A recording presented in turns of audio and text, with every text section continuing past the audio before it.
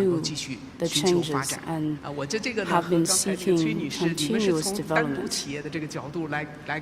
Ms. Shui, 他们都有一些那个思考。 you 我这个呢，就是等于 share 在 your 更 thoughts 宏 from 观的一些 one 层面 company. 整体的 I 来 share 看 my 我们 thoughts 中国企业的这种 on the 韧性 micro 和能力。 platform.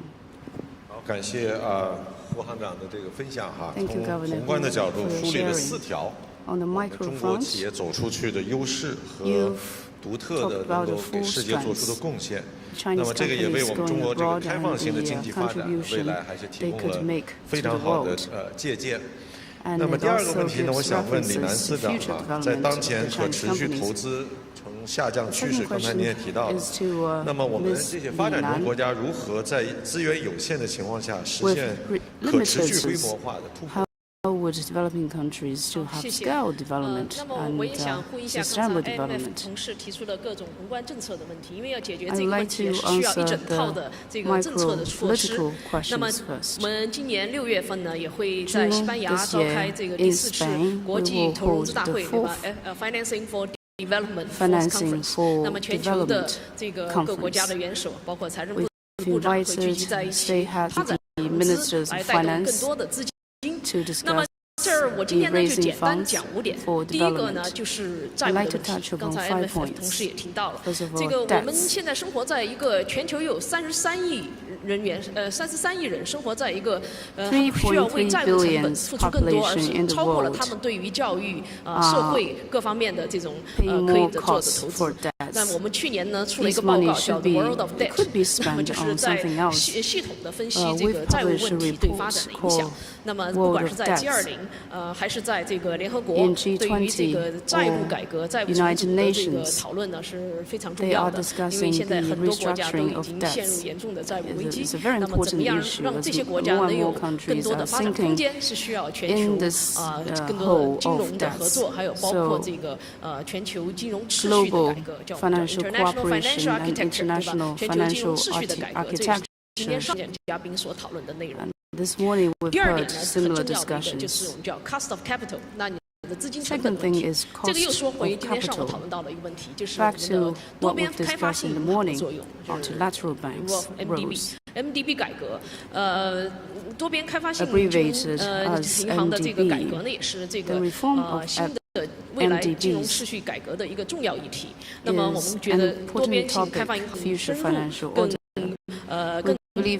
根本性的力量，因为他们希望能够扩大他们的这个投融资的量，一个是从量上面考虑，第二个是呢更多的照顾到更需要发展的就欠发达国家这个发达国家，而且特别是他们在融资成本非常高的情况下，这个融资成本，因为他们这些国家的这个说到这个国家的这个信用的问题，对吧？这个 credit rating， 那么对于credit rating 这个国家信用评级来说呢，这些国家由于全非洲只有2个国家信用评级，大部分的非洲国家是没有信用评级的。那在这种情况下，它很难从国际金融市场能够借到这个足够多的长期性的发展性的资金。那么需要多边开发银行更大的为他们这些国家提供长期性的可负担的这种资金成本。第三个呢，我讲就是很重要的一点，就是从供需平衡吧角度来讲，这个 de-risking 就是怎么去管理风险啊，这个不是这个不是贸易的这个 de-risking， 我们今天讲的是怎么降低这个投资的风险的问题。降低投资风险呢，现在我们今年呢今年也发布了一个报告，就是对这个political risk insurance， 对吧？政治风险担保这个产品，我们做了一个研究。那么我们通过跟 World Union， 就是我们全球最大的这个出口信贷银行的这个联盟，做了一个深度的这个报告。那么发现呢，全球的这个政治风险担保这个产品，其实大部分还是去了中等收入发展国家，在最需要的 LDC 欠发达国家是非常少的，就是最需要的市场反而得不到这种产品的这个支持，所以这些就是需要整个国际社会对于这个降低风险方面要多大的考虑，要更多的做出更多的工作。那么对于第4个问题呢，就是我们其实一方面呢有很多资金，我们说 trillions of dollars。对吧？有万亿的资本，实际上在资本市场它动不了。但是同一方面呢，又发展中国家又老说没有 bankable pipeline， 那么这些资金老是说没有 bankable pipeline， 没有可投，他们没有办法动用这些资金进入到这些市场，那就需要发挥这些各种这种创新的投融资机制， So 对吧？ there 创 should 新的投融资 be 机制呢，包 innovative 括了各种现在 financing 探 and 讨的这个 investment blended mechanisms, finance， 对吧？说到 blended finance 的作用呢，一个是 including blended MDB 的作 finance 用，第二个呢就是要带动各种机构投资人和主权基金，对吧 together ？institutional 和 with sovereign wealth funds 这 institutional 部分是很重要的力 investment 量， and 因为 sovereignty institutional 有 funds. 我们说有300万亿放在那里，但是他们动不了，因为为什么？对于风险的这个考量，没有办法让他们进入到这些前沿性的市场。那么我们更多的是通过跟搭建这种各种类型的资金之间的合作，那么包括我们在非洲跟这个非洲的这些sovereign wealth funds 主权基金，让他们做一些联合，做一些 local currency， 对吧？本地的资金的这种投资性的。这种就可以去掉美元化的这种交易的这个成本，再通过这种创新性的机制来实现这种降低成本、降低风险的各种资金之间的合作是很重要。那一方面呢，我们另一方面呢是从资金端呢是需要更多的 risk capital， 因为大家现在就是面临各种不确定性，都不愿意去这个承担风险。但我们但同时呢，我们也需要更多的风险性资金进入市场。那么所以我看到就是。包括中国现在也推出了很多鼓励风投这些政策，那么我们也希望更多的家办、更多的这个impact investor 对吧？影响力投资也发挥他们的作用，能够更多的成为这个国际可持续发展方面的承担一些风险性的角色。最后呢，我也想呼应一下刚才胡理事长提到的，就是中国的经验，包括这个 special economic zone 特殊经济区，还有工业园区，这方面呢是中国的这种集中力量办大事的这个经验呢，现在在全球呢也在有很多国家在学习，包括越南上个月在越南跟政策跟总理他们也在谈到，他们对于中国的这个special economic zone 的模式是非常看重的。那么越南现在也发展了很多这样的特殊经济区，来能够针对某些行业做集中性的一些产业政策呀，还有各种服务便利化的支持。所以这个而且未来呢，在今年的投资报告里面，我们又做一个提前的这个剧透了。那么在数字经济时代。我们在特别是在我刚才说了有不同的这种投资驱动力的时候呢，它对于政策的一些因素，就是刚才提到的驱动力和这个影响性因素又变化了。那么对于不同的产业、不同的领域呢，是需要做细分的行业的设计。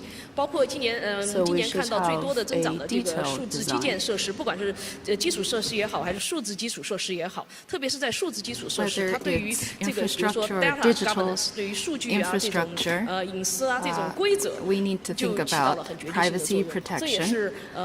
This is very important, and that determines whether you can attract foreign investment. 就是在复杂性的社会的挑战下呢，需要全方位的设计。考虑到综合性的因素，聚焦这个国家和这个地区能够的优势，然后更多呢还有一个融入区域产业链。我们刚上午也提到了 regional integration， 区域合作的重要性。对于包括我们看到了在东盟和比如说现在东盟地区，他们吸引国际投资是每年保持9%左右的增长，那他们的区域一体化的作用是对吸引投资起到了非常大的作用。那么非洲呢也在迎头赶上，它的 AFCFTA 对吧？ 非洲大陆一体化协议现在也在落实中，也对于吸引这种更多的资金去掉区域内的各种壁垒， foreign investment by removing investment barriers. 谢谢 Thank you. 司长哈。 Thank you. 虽然没有一个统一的答案，但是我们提供了很多的思路，although there is no panacea or one size fits all solution, you did bring us a lot of food. And Mr. Marshall Mills, can you talk in greater detail about industrial interventions or stimulus packages, especially from the IMF's perspective? Yes, thanks. Maybe first I'll explain why we're stressing this point. As we discussed earlier, in this context of uncertainty and trade tensions, each country should do what they can that's under their control. And fiscal policy is one of the most important, if not the most important tool to address the core challenge in macroeconomically, and that is weak domestic demand and also the need for rebalancing private consumption. So that's the main reason we are stressing this. There are important steps in this direction by the Chinese authorities, which we welcome. I mentioned the expansionary fiscal stance this year, and also in the recent National People's Congress in March, the authorities stated that boosting domestic demand is their top priority, so that's very welcome. Most of the measures announced then were broadly in line with previous IMF recommendations, which were in our last Article 4 in July 2024. We feel that in light of the shock from the uncertainty and trade tensions, that some additional fiscal expansion is warranted in China now. So what would we recommend? We stress the need for high-impact spending measures. That is, measures that will boost output more. We talk about fiscal multiplier, the impact of a certain amount of spending on output. Those types of measures also boost consumption. So it makes sense in that way as well for the longer-term rebalancing. And we also recommend measures that will lower precautionary savings by households, which is one of the drags on domestic demand in China. So we're thinking of measures like increasing pensions, increasing social services, strengthening social safety nets. So, for example, higher unemployment insurance, also catastrophic health insurance, which would lower the need for precautionary savings. There's also trade-in programs that are underway, which have been working well. They have a good near-term impact on consumption, but there's also a need to shift the structure of demand towards consumption, which is why we've recommended other measures. We think that supporting the property sector will also support consumption, private consumption, by boosting household confidence. So we've recommended that the central government provide fiscal resources to protect home buyers of pre-sold unfinished housing and resolve that overhang for those households and boost confidence. Also measures to reduce unsold inventory, which could include buying it, using central government resources, and turning it into social housing. All of this could stabilize the property market across China, which would boost households. We put less emphasis on investing in public infrastructure compared to the past because this spending has a lower fiscal multiplier, that is a lower direct impact on output. This should, as I mentioned, this fiscal support should be maintained if the deflationary pressures persist, avoid a premature consolidation. That said, for the medium term, China does need to reinforce its fiscal sustainability. We are therefore recommending, after this immediate period of weak demand, that China embark on a gradual path of significant fiscal consolidation, which is needed to stabilize government debt. And this, in the long run, will also reinforce confidence. This consolidation could be based on a reduction of off-budget investment and wide-ranging tax and Social Security reforms. On tax reform options, we've highlighted excise taxes, adjusting the personal income tax, including raising the average rates while reducing Social Security contributions. We've recommended introducing a nationwide property tax, which could help substitute for land sales in local government revenue, which has been a very volatile item. And we also recommend reducing the number of VAT exemptions and increasing the revenue from carbon emission permits. These reforms could raise as much as 5 to 6 percentage points of GDP in revenue over the next few years, with about half of that amount accruing to local governments. And this would go a long way to ensuring fiscal sustainability for China. Thank you. 好，谢谢米尔斯先生哈，给我们提供了很多很专业的 Thank you, 这个 Mr. 建议关于 Mills, 财政 for 政策。 providing us with 一方面 these 要扩大支出，另外一方面要保证我们的 recommendations. 财 So 政 we 的可 need 持续 to 性哈。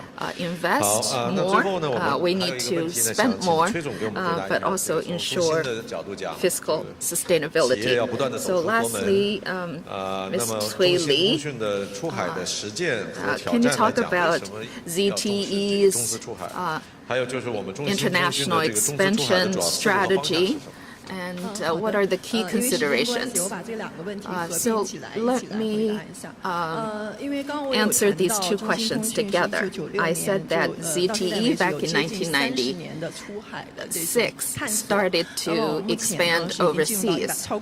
And now we are in more than 160 countries and 15 training centers and 65 customer service centers. So while we were doing these measures, we believe that globalization is a key strategy because we need incremental growth as well as sustainability, because focusing on just one market cannot ensure sustainability. We need to expand overseas for new opportunities, for incremental growth. And secondly, resilience. In the ICT industry, it's a cyclical industry. So every 10 years or every 2 to 3 years is a new product cycle. And different countries are at different points in the cycle, so that can kind of hedge the volatility in business cycles. If we just focus on the China market, then in the last 3 years, we know the 3 telecom operators cut 30% of their expenditures. However, our overseas expansion provided strong support to our revenue and growth. And second, innovation. If you just focus on a single market, you will see fewer and fewer innovation ideas. And different markets are facing different problems and challenges, and that would spark innovation. If you have an entity, then you wouldn't have figured out how to meet those demands. And over the last few decades, by working with our overseas partners and supply chain partners, we were able to achieve breakthroughs in 3G, 4G, and 5G product solutions. And that's how we made our transition. And globalization was a key strategy for us. And I also want to echo the two panelists that how can we help the latecomers catch up, which will provide business sustainability. I just took part in a forum in Xi'an 2 days ago, and we talked about how we can use technology empowerment to help Latin American countries develop and grow their economy. And the intelligent manufacturing or digitalization will help these countries catch up. So we can use these technologies to create growth for those countries and also to increase the efficiency of their economies. And by working with these countries, we can achieve a more sustainable future and enhance the well-being for the local people. And also, Chinese companies should work together when they expand overseas. And I want to thank the Exim our globalization efforts, and we worked with Exim Bank for the past few decades in the total amount over $26 billion. And we also work with the Exim credit insurance company as well. So with these financing and with our technology and expertise, we can achieve healthy growth in those overseas markets. And I think Chinese companies can join forces. For example, we can work with Baidu and Didi and Alibaba, and also the railway construction corporation by bidding for large projects. And our digital solutions, our local services, as well as the overseas expansion experience in the last 3 decades can help us better understand the tax policies or political landscape. So despite the difficulties, if we can join forces, I think we can achieve better results. So we are just a few minutes until the end of this session, but I think we've had a very productive discussion about the macro policies and the micro responses, and they've shared with us their insights. This is a tough world, and it's highly uncertain. It's a great transformation, unseen in a century. And so we need to be adventurous and to explore these different options. And I want to thank our 4 panelists for sharing with us their insights. And I believe that we have created some pressure on the following few sessions. And I want to thank all of you for your attention and participation. We hope that we can turn a new page 各位来宾好，接下来呢是我们的会间休息环节，请您于15:30准时返回会场，谢谢。We now have a short break. Please return by 15:30 for the next. 15:30. 金融变革的使命，它扎根中国大地，锐意打造国内领先、国际一流的金融高等教育院校和金融学术政策研究平台。清华大学五道口金融学院的故事，从这里开始。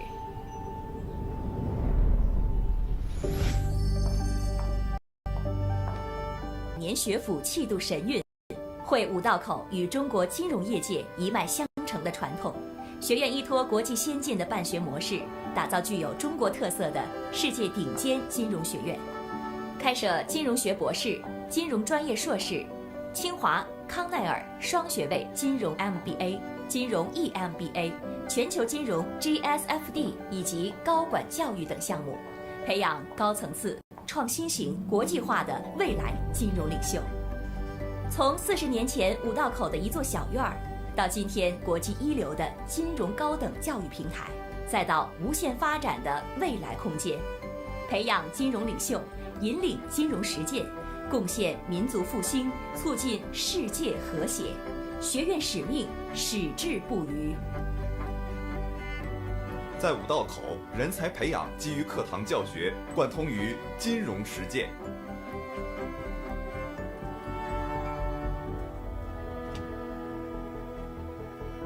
欢迎来到五道口，在这里，我们有着立体化的教师队伍，通过全球招聘，学院建设了国际一流的全职师资，同时始终坚持外聘导师的育人传统。来自业界的专家导师，将为同学们提供紧贴金融实务的机会，全方位培养金融人才。学院一贯注重培养、拓展学子的国际视野和跨文化交流能力，依托清华丰富的国际交流资源，建立了体系化、个性化的国际金融人才培养机制。国际暑期项目、联合培养、海外交换、短期访学、海外实习，在这里，我们鼓励学生勇敢地走出去，同时，我们也大门敞开，迎四方来客，让学生能够身在中国，瞭望世界。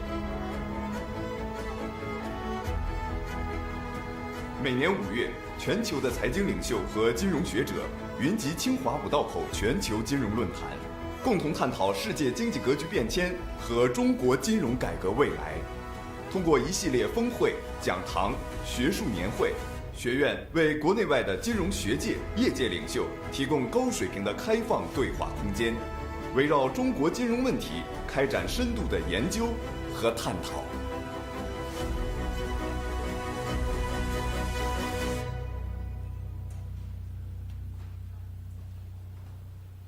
五道口金融学院永远充满活力，在这里尽情享受青春，绽放风采，成为无道青年。在这里，前往基层和企业进行实践与调研，去发现中国经济旺盛的生命力。在这里，未来金融变革的推动者迈出第一步。五道口金融学院从建立的第1天起，始终不忘社会责任。一系列培训项目及公益课程，推动交叉融合创新。学院帮助创业者和从业人员提升知识与能力水平，促进金融业界和社会各界良性互动。五道口金融学院的前身是中国人民银行研究生部。80年代初，为了满足金融体制改革对高素质人才的迫切需求，中国第1所专门培养金融高级管理人才的高等设立，为我国经济金融事业的发展输送了许多优秀的金融人才，也被誉为是中国金融界的黄埔军校。因此，它成立之初便有巨匠护航，大师解惑。受此熏陶，五道口人奋发图强，积极为中国金融体制变革和行业发展做出贡献，不怕苦，敢为先，讲团结，重贡献。从此，五道口人勇立时代潮头，以变革为己任，追求创新卓越，几代人上下求索，精英云集，人才辈出。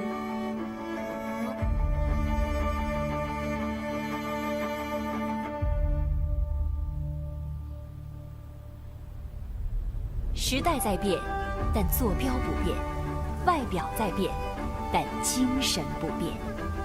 这就是清华五道口的故事。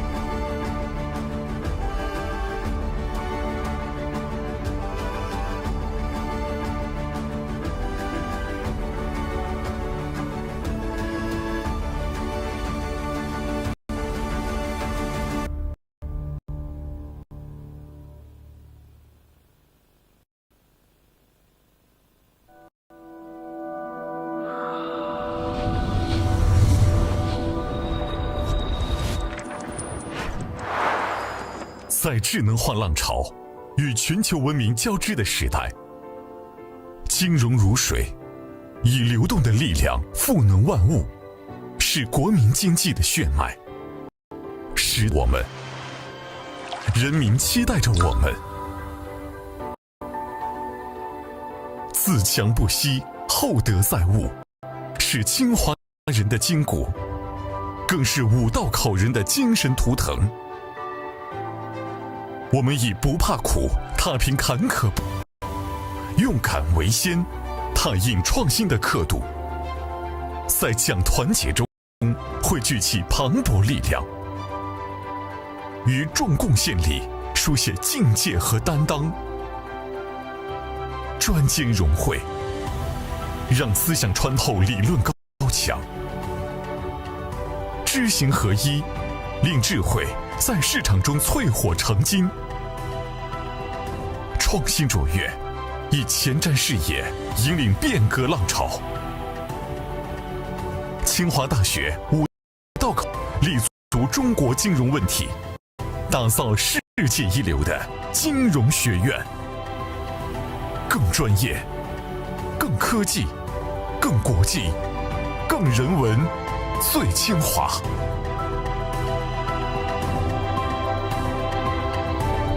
活水归海处，金融润邦国。我们心怀国之大者，走好中国特色金融发展之路。我们坚守为民初心，奋力实现伟大复兴的中国梦。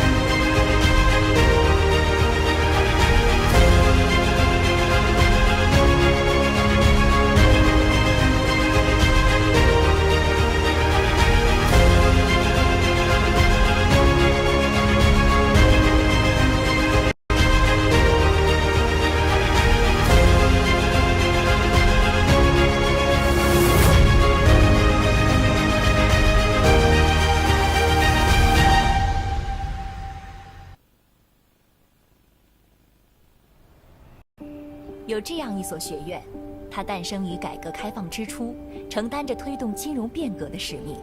它扎根中国大地，锐意打造国内领先、国际一流教育院校和金融学术政策研究平台。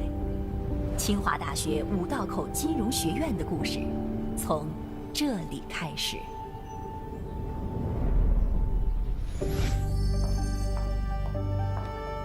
融清华百年学府气度神韵，汇五道口与中国金融业界一脉相承的传统。学院依托国际先进的办学模式，打造具有中国特色的世界顶尖金融学院，开设金融专业硕士、清华、康奈尔双学位、金融 MBA、金融 EMBA、全球金融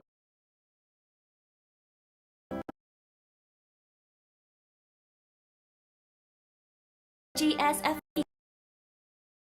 40年前院到今天国际一流的金融高等教育平台，再到无限发展的未来空间，培养金融领袖，引领金融实践，贡献民族复兴，促进世界和谐。学院使命矢志不渝。在五道口，人才培养基于课堂教学，贯通于金融实践。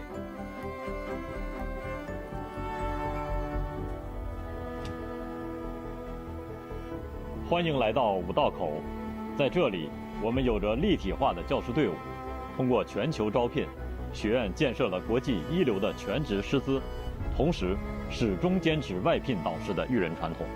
来自业界的专家导师将为同学们提供紧贴金融实务的机会，全服人才。学院一贯注重培养、拓展学子的国际视野和跨文化交流能力，依托清华丰富的国际交流资源，建立了体系化、个性化的国际金融人才培养机制。国际暑期项目、联合培养、海外交换、短期访学、海外实习，在这里，我们鼓励学生勇敢地走出去，同时，我们也大门敞开，迎四方来客，让学生能够身在中国，瞭望世界。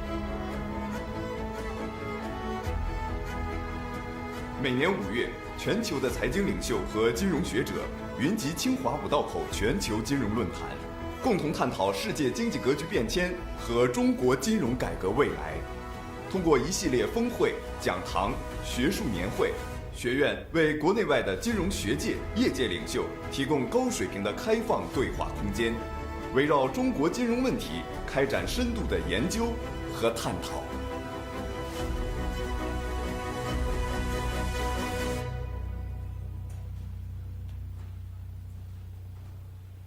五道口金融学院永远充满活力，在这里尽情享受青春，绽放风采，成为无道青年。在这里前往基层和企业进行实践与调研，去发现中国经济旺盛的生命力。在这里，未来金融变革的推动者迈出第一步。五道口金融学院从建立的第一天起，始终不忘社会责任，一系列培训项目及推动交叉融合创新。学院帮助创业者和从业人员提升知识与能力水平，业界和社会各界良性互动。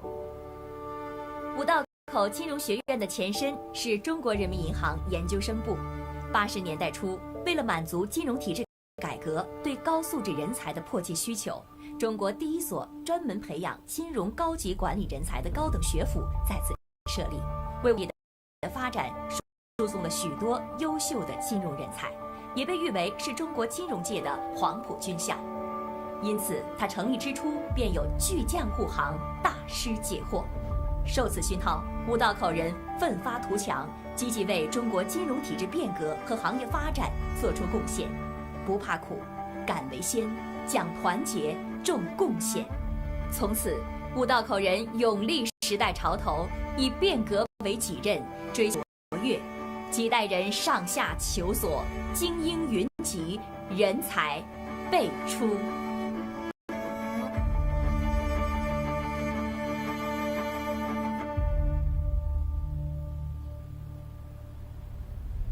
时代在变，但坐标不变；外表在变，但精神不变。这就是清华五道口的故事。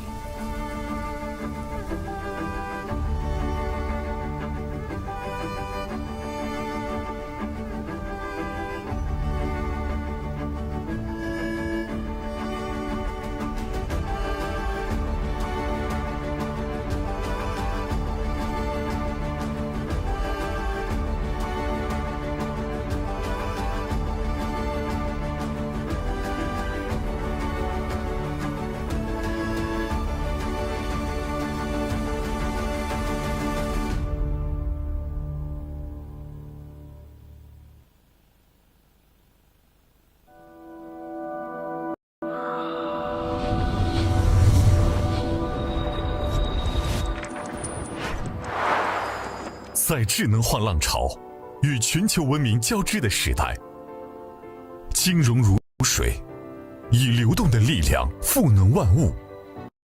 血脉，时代呼唤着我们，人民期待着我们。自强不息，厚德载物，是清华人的筋骨，更是五道口人的精神图腾。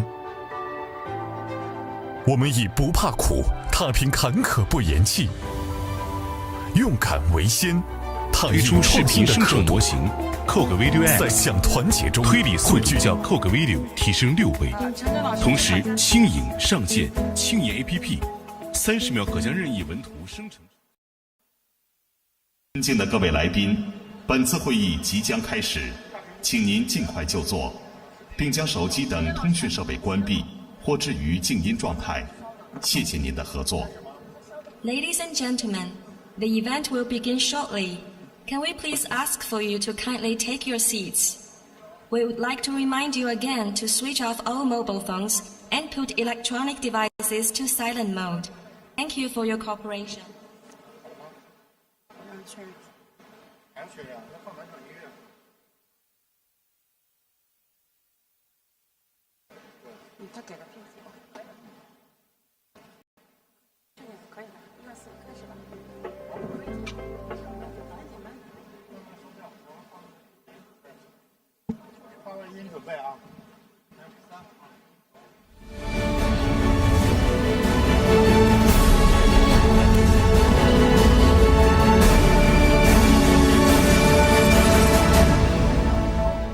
有请主持人清华大学五道口金融学院副院长、讲席教师。Let's welcome the moderator, Professor Zhang Xiaoyan, Chair Professor and Associate Dean of Tsinghua PBCSF, onto the stage.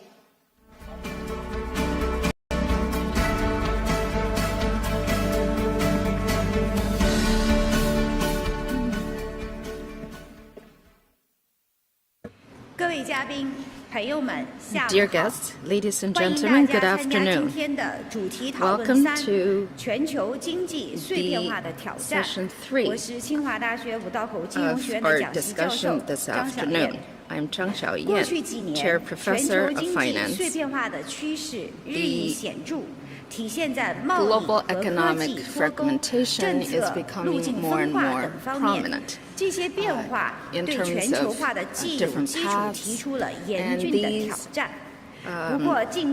divergences have created new challenges for all the countries in the world. But China and the United States have entered a trade war ceasefire, and given the climate change technological challenges, we still need international cooperation.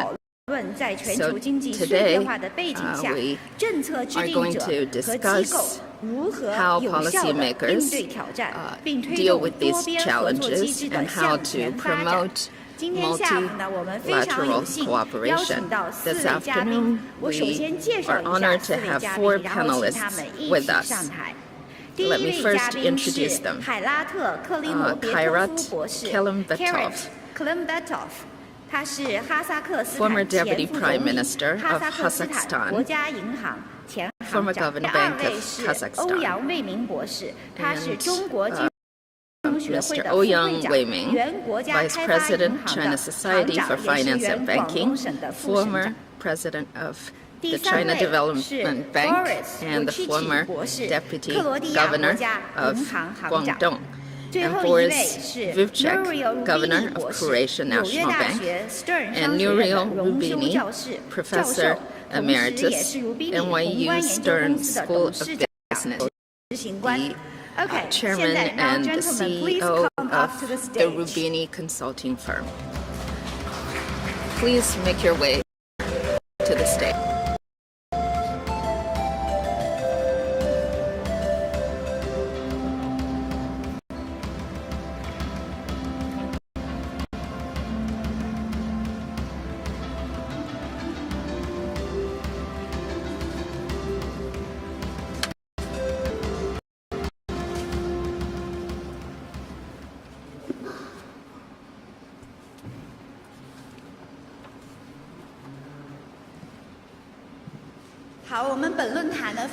Okay.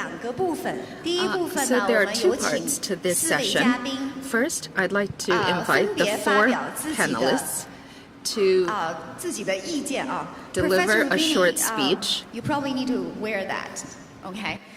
每一位嘉宾呢有8分钟的时间。首先呢，我们有请 panelist will have 8 minutes to make your short presentation. So the first speaker is you can sit over here. Yes, please. Kelimbetov.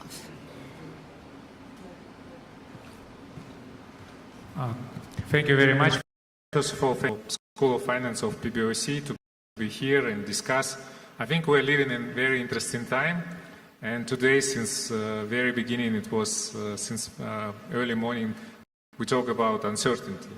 And uncertainty is the biggest problem for any economic policy makers any time. And I think currently, so we see that a lot of happening, and there is no yet clear picture what are the scenarios can be in terms of the, let's say, change in the world. And today, Mr. Castelli already mentioned and cited Mr. Antonio Gramsci in terms of the New World struggles to be born. And I think and we don't know how the New World will look like. At least the previous understanding, we used to know what is the rules, and it was like a rules-based system, and we did understand these rules. And now I believe it's like a little bit different. And in these terms, is always when it's like uncertainty, you try to understand what is economic theory should say about this. I'm sure that Professor Rubini will later on will give us analogy.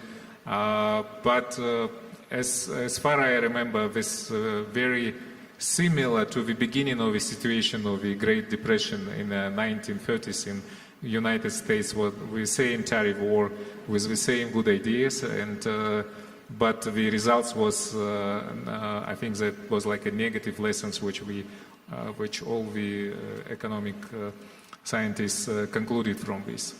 And nowadays we see it's like a approach of the so-called zero-sum game, where should be winners, should be losers, and it would be we will see what.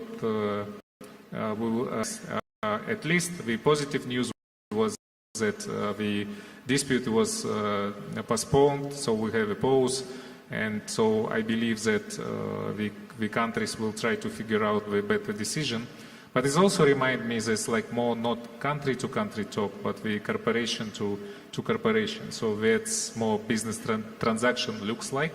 So if it's like a new principles, is also more or less clear what should be the consequences. And also like looks like game, like who blinks first, and different motivation here, which I see that was one and different motivation, different horizons.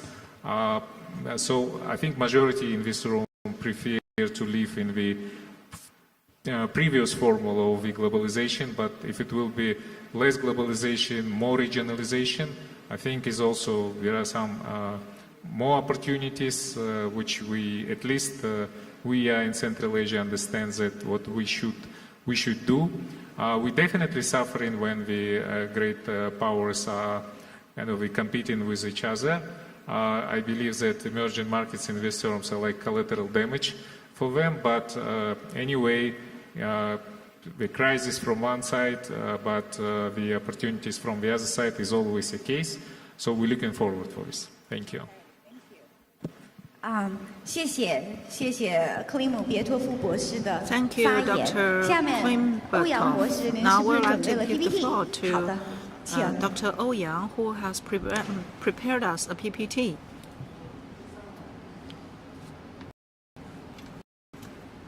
这个我简要的给大家报告一下啊，不会超过8分钟。 Report to you within 8 这个 minutes. 我讲的一个主题呢，就是要顺应和坚定了全球化、一 Is that 体化的 how 趋势。 can we just 那么在讲这个先要对碎片化做一个基本的定义。 trend of 那么它是 globalization? 一个相 First 对 of 概 all, 念， we 相对 need 于 to 全球化 give a 和一体 definition 化来 of 的。那 fragmentation. 么我理解了碎片化是指全 I 球经 believe 济一体化的过程 fragmentation 中， means 由 that 于 during 认 the 知的偏 processes 差、 of 地缘政治、 economic 民粹主义、贸易保护主义等要素， because 导 of 致全球贸易、投资、技术交流等经济活动逐步分化，形成多个相对独立的经济集团和区域的一个现象。所以我觉得对于这样一个定义是非常重要的，也是对于我们下一步研究、交流和沟通。那么它的表现呢，就是国家间的经济联系、人为的减弱、贸易壁垒有意的增加、技术的有意的脱钩、要素流动的以及全球产业链和供应链的主动的切断。那么我这里重点讲一下呢，就是。 我认为后面这些这个贸易保护主义啊、民粹主义啊，这个首先是源于这个认知的偏差，认知的偏差。那么这个认知的偏差这方面呢，就是包括这几个方面啊。第一就是认为顺差国在榨取、偷窃、求助感、逆差过吃亏了、受损了、上当了，这是第一个。因为他把贸易这个顺差和逆差当成是吃亏了或者占便宜了。第二个呢，就是关税是由出口国来承担的，而不是由进口国承担的。或者说呢，出口国承担的比例更高，所以他觉得加关税对自己的国家有利。第三个呢，认为加关税可以迫使产业企业回归本土第四一个呢，他们认为呢，就是汇率操纵、政府补贴会有利于实施国际贸易优势的形成，不利于国际贸易的公平。第五一个就是都想活成对方的样子比方说做消费大国或者是制造业大国。那么针对这几个认知的，我认为都是几个认知的偏差。要纠正这几个认知的偏差，我认为我们学界研究机构智库要认真研究以下几个问题。第一，就是经济贸易的平衡的重要性和必要性，长期顺差的利与弊，逆差、顺差是不是越大越好？第二个呢，就是要研究逆差的形成与主权货币充当世界货币高度的关联性和必然性。第三一个就是要研究产业链、价值链不可分割，但是更高收益点是否存在着客观的张力与引力。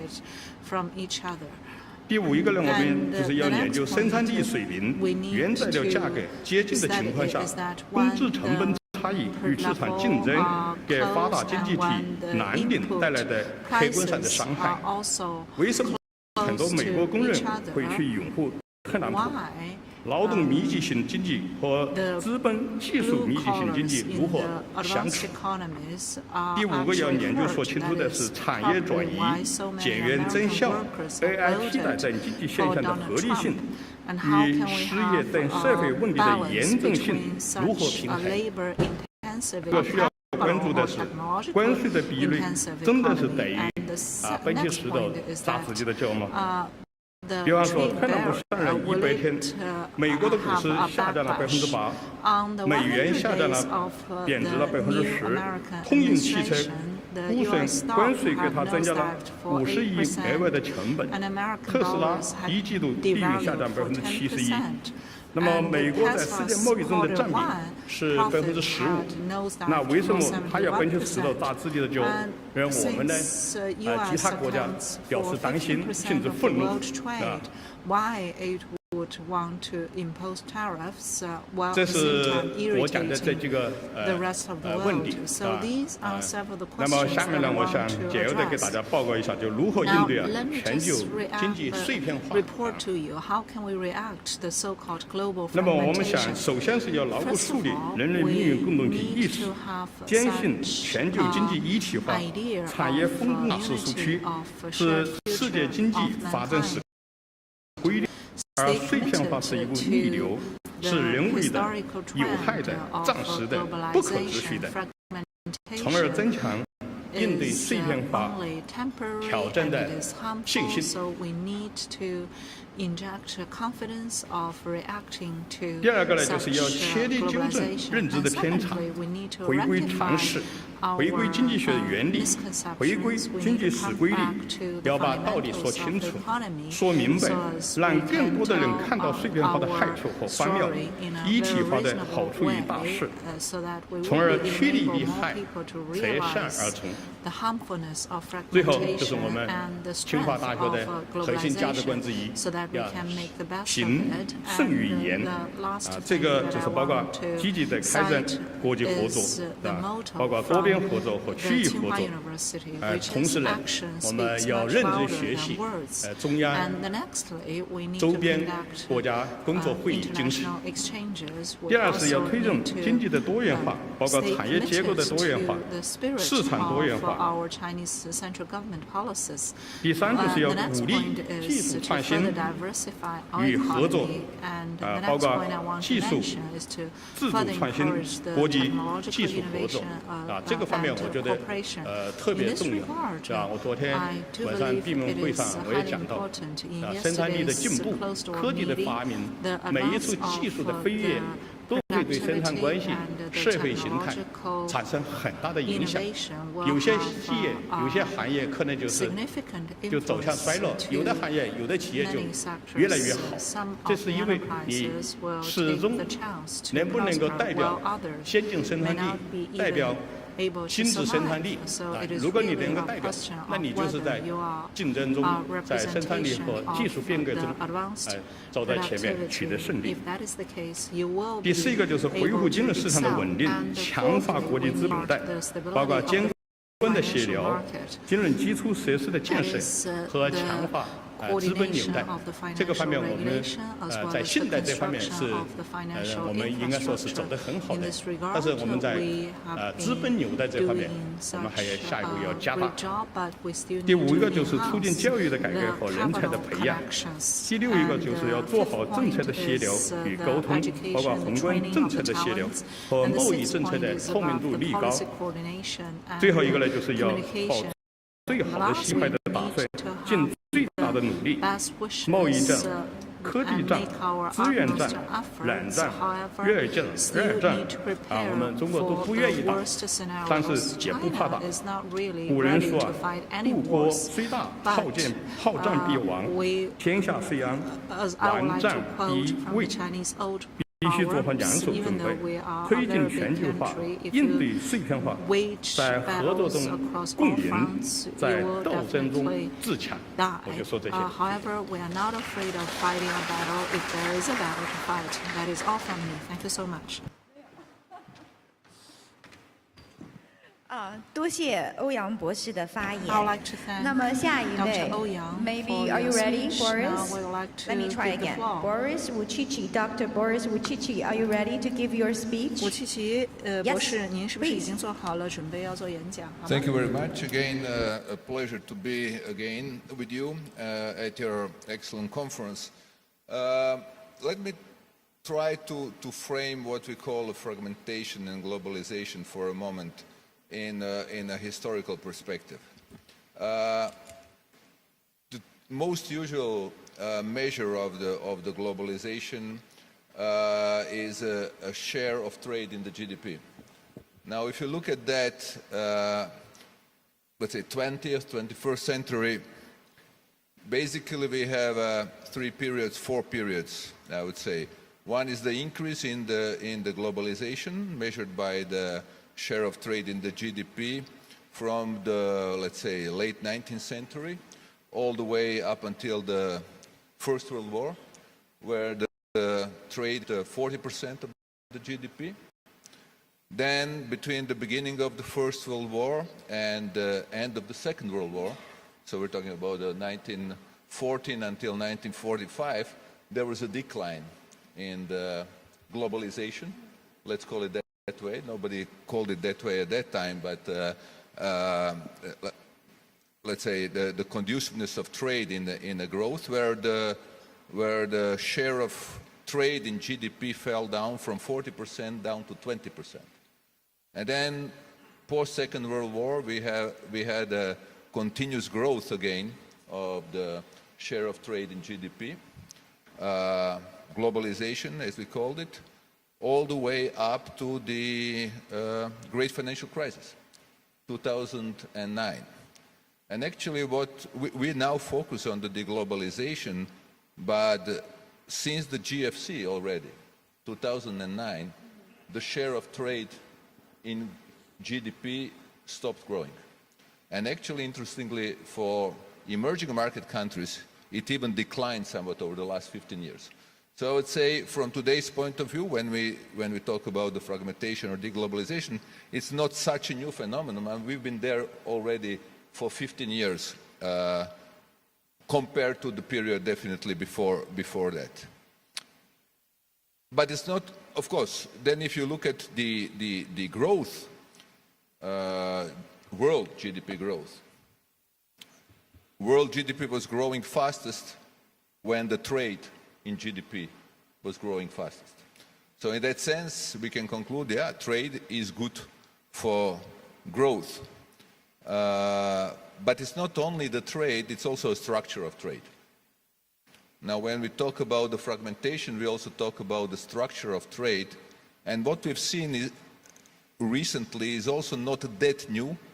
Because 10 years, we already see a decoupling, primarily between China and US in trade. If you look at growth last 5 years compared to the 5 years before, you see already diversion of trade between US and China, and then on top of that, particularly Europe and Russia after the invasion of Ukraine.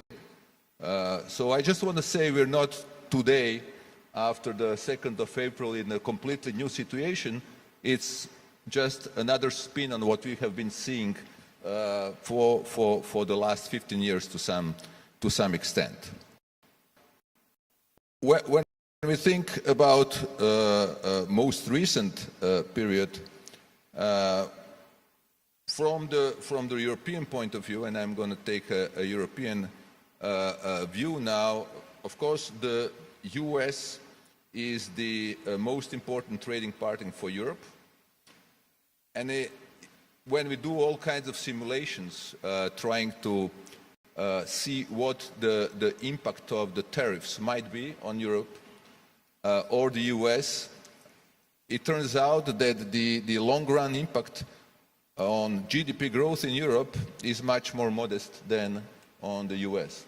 So there are a number of papers estimates, and the estimates for Europe range from plus 0.2 to minus 0.3% of GDP, while for the US we have the estimate plus 0.3 to minus 2% impact on the growth of GDP. If you look at the trade diversion, they're probably most impacted in Europe would be Italy, followed by Germany. But then again, the total trade diversion impact on Europe does not seem to be very large. There has been quite a lot of talk about what if China and US stop trading, which was pretty much the consequence of the tariffs before the agreement in Geneva on the moderating of the rates of tariffs between the US and China.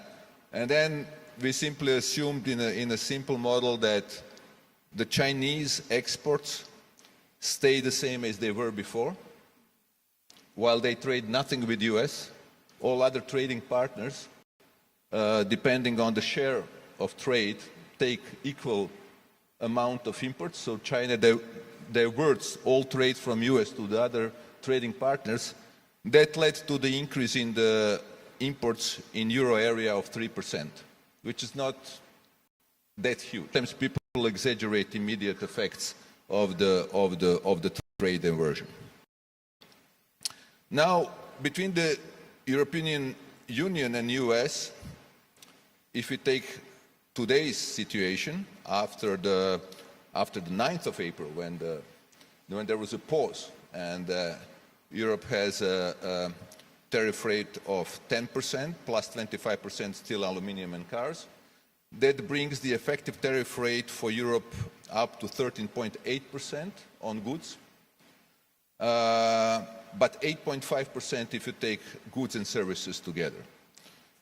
Another thing which I want to emphasize is that there is way too much, I think, emphasis on the goods trade. We tend to forget that the trade, current account, that's goods and services. And for example, between the euro area and the US takes 17% of total European exports, which is 764 euros, of goods and services, and of which goods are only 1/3. 2/3 are services. And we continue talking about the goods, forgetting about the services component. While 18% of euro area imports come from the US, 741 billion, and US has a large surplus in the services trade. So Europe has a surplus in the goods trade of 179 billion euros, while the US has a surplus in services trade of 156 billion euros. So the overall, if you look at the current account, as we do as economists, basically the deficit is only 23 billion, which is not such a large number, given the total amount of the trade that we see. Europe has, as you know, put also on hold its own tariffs of 25% because they were announced just as the tariffs were posed on 22 billion of the imports from the US, which is pretty much the same number as the 26 billion euros of the European imports, exports to the US. Okay, then on the impact on the inflation, which is more of a focus of the central bank, and they're going to stop. That's a bit more difficult to estimate because it really depends on whether there are retaliations or not. What's the end game with the tariffs? Basically, in a short run, depending on whether there is a retaliation, where do we end up with talks about tariffs with the US? We estimate that the impact on inflation will also be modest because we do not envisage at the moment high retaliatory tariffs on the European side, and because the trade diversion actually works in a deflationary way on the inflation in Europe. In the longer run, the impact should be of the deglobalization, fragmentation, or the tariffs be more inflationary because you have a misallocation of the resources.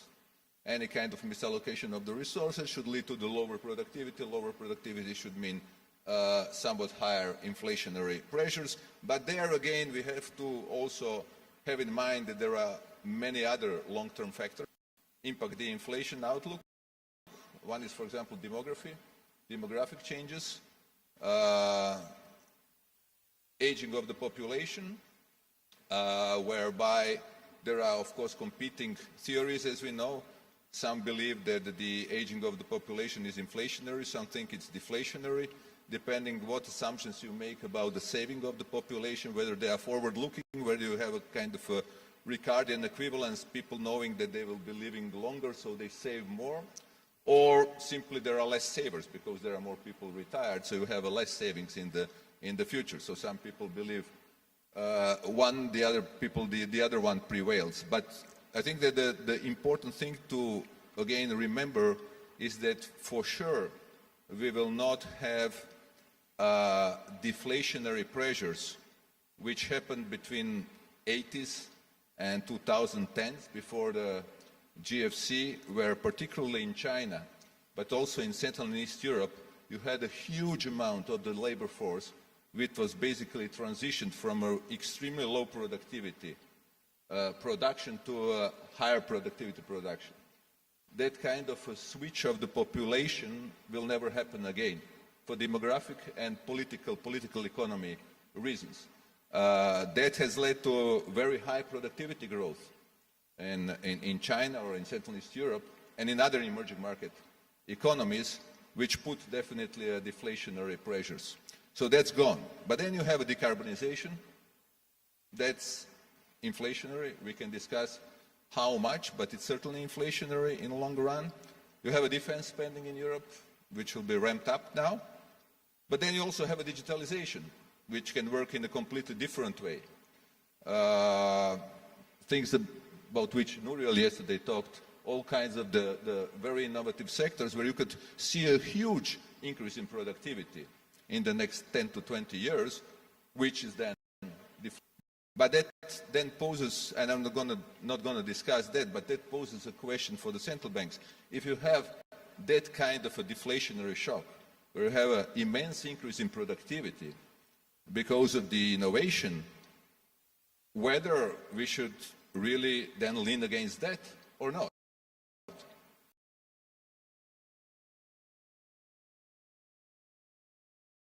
Because if you look for the end of the 19th century, beginning of 20th, which were coupled with the deflation. Average deflation, mild, like minus 1.2, minus 2%, but that was good because it was coming from the high productivity growth. It was not kind of a demand pull inflation, fiscally induced inflation or anything like that. But this is a question for the central bankers to think through if we see such a huge productivity gains in the future. And I'm going to stop here for now. Thank you. All right, thank you, Dr. Uchichi. And Professor Rubini, you ready to share? Yes, please. You want to go over there? Okay.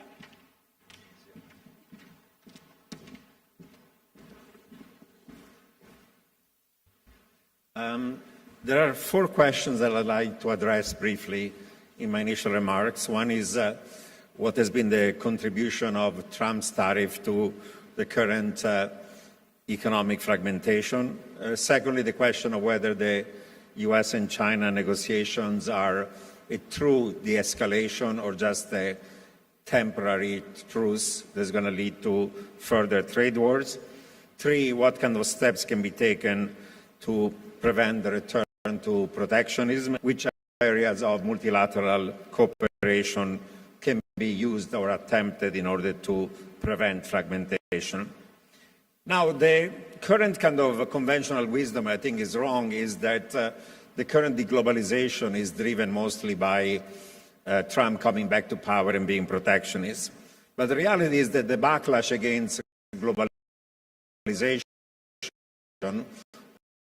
or hyperglobalization already started about, as a what are the benefits of integration? They are strong, but there was a backlash, and I think this backlash was driven by many factors.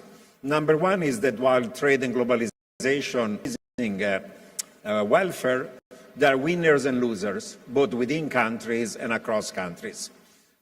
Within countries, for example, low value-added, low-skilled, blue-collar manufacturing workers in the US were subject to the China shock. And even across countries, there are winners and losers. Secondly, unfortunately, we live in a world in which there is a geopolitical recession, if not a depression, that is leading then to fragmentation, the rivalry between US and China. People care more now about economic security than economic efficiency, and there's a rivalry on who's going to be dominating the industries and the technologies of the future. 3, as Danny Roderick once wrote a book about, he pointed out that there is a trilemma, that you cannot have at the same time hyper-globalization, national sovereignty, and democratic decision-making. You can get 2 out of 3, but not all 3 of them. And many countries are not willing to give up on national sovereignty and democratic decision-making, and therefore hyper-globalization is not acceptable. 4, during COVID, we realized that there is a weakness and fragilities of global supply chains, and being dependent for pharma products or PPE and others on foreign countries that are restricting the export of this thing becomes a problem, and that led again to forms of protectionism. 5, in the last decades, we've had severe and repeated financial crises, both in emerging markets and advanced economies like the GFC, and therefore the argument for unfettered capital mobilization and outflows has taken a hit. Hot money capital flows can come into a country and get out very fast, and therefore some restriction might be warranted. 6, we've had these persistent global current account imbalances that have led to concerns about losses permanently of manufacturing jobs, especially in the US and advanced economies. The China shock has been significant, at least for some parts of the US manufacturing. 7, rightly or wrongly, in my view, wrongly, there has been a backlash against migration from poor to rich, from south to north, for whatever reason, because people mistake and blame on migrants economic troubles that are caused by technology or poor policies, but there is a backlash against migration of labor. 8, there is resource nationalism. Increasingly, not only in emerging markets, but also in advanced economies, people don't want their own national resources, whether mining resources or infrastructures or ports or you name it, to be controlled, unquote, by foreigners. 9, there's been a rise in income inequality and wealth inequality and economic insecurity, and that has led to a backlash against liberal democracy, democratic capitalism, and a research populist and nativist kind of economic policy. They tend to be anti-trade, anti-migration, and anti-globalization. And finally, there's been a breakdown of the Washington consensus that was saying that for most countries, the best thing is to privatize, to have freer markets, and having trade liberalization and globalization. And paradoxically, the success of China, that was a model of a variant of state capitalism, was an alternative to this Washington consensus. And people said there are other ways of doing economic success that is not traditional free market capitalism. So unfortunately, fortunately, hyper-globalization is over, and now people are talking about deglobalization, slowbalization, globalization, de-risking, decoupling, emphasizing security over economic efficiency. And whether we like it or not, there will be less goods in trade, less trade in goods, less trade in services, in the movement of capital and foreign direct investment, in labor migration across countries, and restriction to trade in data, technology, and information, because these become of national security importance. So hyper-globalization and laissez-faire economic policies are over, and everybody is now talking about what? Industrial policy, various types of protectionism, about government intervention in the economy, about protecting national champions that are workers and firms, about providing subsidies or tax credits to favorite firms or sectors that are considered of national importance, reshoring, friendshoring, or nearshoring, going from just-in-time to just-in-case, from China to China +1, and having, of course, a rivalry in the technology in the future that implies, again, industrial policies to support some firms and some sectors are important. So less importance to economic efficiency and allocation of savings to the right investment in the right countries, and more importance of national security and of economic security. Second point about the US-China. Is it a real de-escalation or just a temporary truce? We don't know. For now, a truce of 90 days, reduction of the reciprocal tariffs only to 10%, 20% on fentanyl. But if you're looking at the effective tariffs that the US imposing on China, because there were previous tariffs, the current effective rate is about 39%, 19% if you were excluding the 20% on fentanyl. We hope that this is just a permanent de-escalation rather than a temporary truce, but we don't know. If you look at the United States and what many people in the White House saying, the litany of complaints about China is endless. China has tariffary barriers, non-tariffary barriers, intellectual property protection that is not there, lack of market access, government procurement, subsidy of exports, subsidizing labor, capital, land, energy, you name it, industrial policies, and of course, unquote, manipulating their currency and keep it weaker than otherwise, and fentanyl. How you reach an agreement on all these things? There was an attempt in 2019 on dealing with all these issues and with some commitments by China to buy at least $200 billion of US goods at the window during COVID. Whether they're going to come back or not, I think is an open question. The point is achieving a grand bargain where you are de-risking relationship in things that are of national security importance, but you don't have full decoupling, is not going to be easy. Now, what are the alternatives to this fragmentation? This morning, those of you who listened to Nobel Prize winner Mike Pence, he said, if the US is going to go protectionism, we can have a new multilateral system that is revamped, that is led by the European Union, other advanced economies, China and Global South, to maintain the multilateral economic system of relatively free trade. I don't think that's going to be quite likely. It's going to be not quite likely because the US is going to go to friends and allies, and even those who are not formal allies like those in the GCC, so friends and allies in NATO, countries like Japan, South Korea, Taiwan, Australia, and others, and it's going to tell them, if you want to have our own security, you have either to pay for it or you have to spend more on your national security yourself. 2% is not anymore a ceiling, it's a floor. And most likely Europe will have to spend more than 2%. Threats are coming from Russia, probably something closer to 3%. And if you spend more on defense, you'll have to buy more US weapons. The idea that Europeans are going to depend only on their own weapons is kind of silly, given the supply chains of defense tech. You'll have to buy more energy and LNG from the United States. After all, Europe doesn't want to have it from Russia, nor want economies like Japan, South Korea, or Taiwan. You'll have to buy more agricultural products of the United States.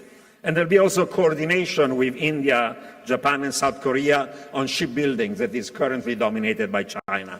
U.S. consider that a sector of national security important, so there'll be more coordination and more shipbuilding by friends and allies.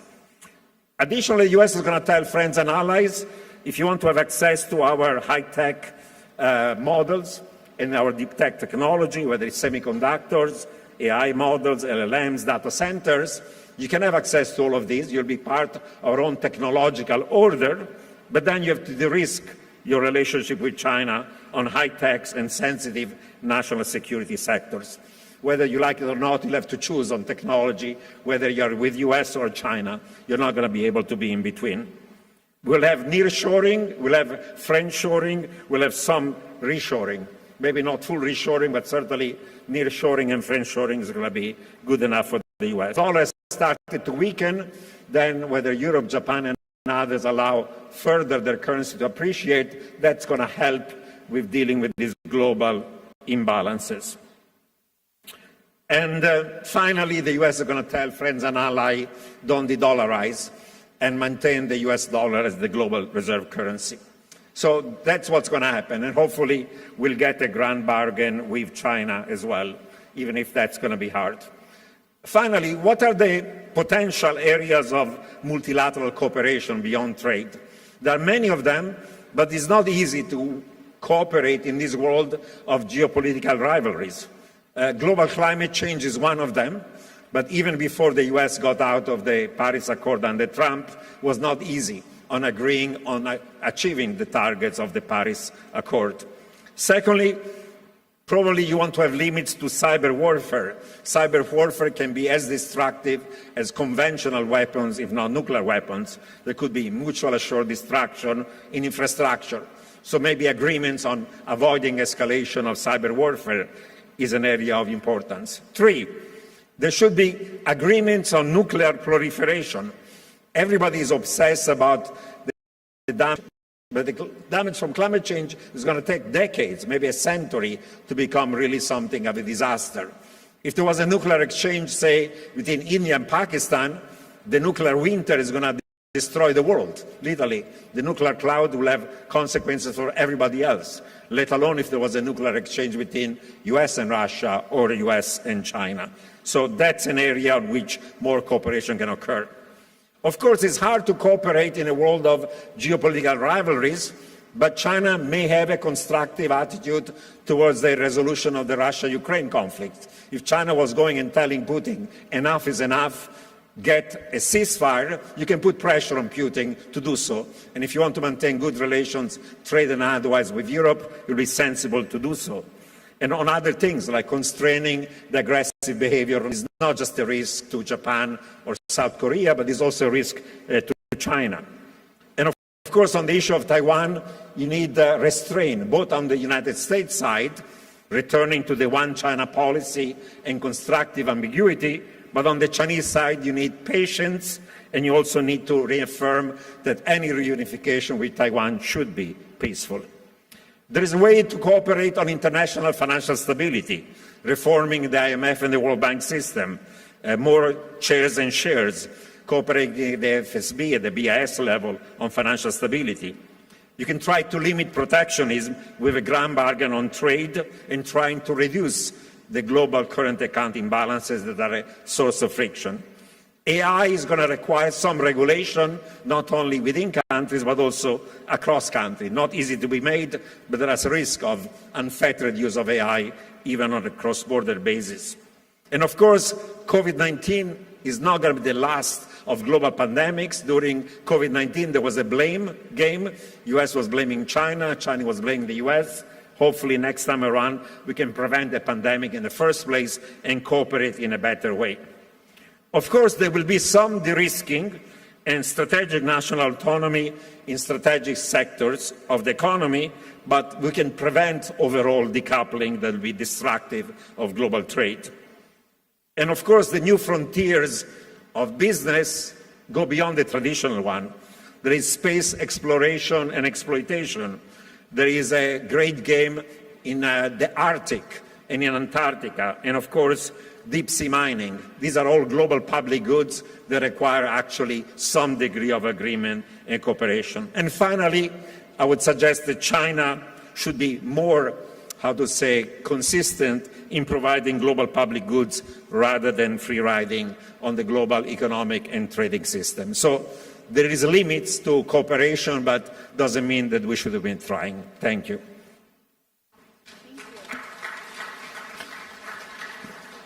Thank you, Professor Rubini. 我就不 summarize， 我就不总结各位的发言了。但是我想各位听众也已经看到了，不管我们的这个就是同一个问题啊，我们有很多很多不一样的角度来看问题。好，感谢各位富有洞见的开场发言，以及为我们提供了非常多的。 which have provided us with rich perspectives. Now, we shall enter the second stage of this session. I'm going to ask questions to each speaker. Please put on your headset. Because I'm going to switch between languages. 所以我们let me start a question first with Dr. Klimbetov. Let me ask you a very important question. You know, I think this question has been answered a little bit in the previous discussion, but I still want to hear an exact answer. So what do you think? To what extent have President Trump's tariff policies contributed to global economic fragmentation? And how have these measures impacted other markets, for instance, your national market? Thank you very much.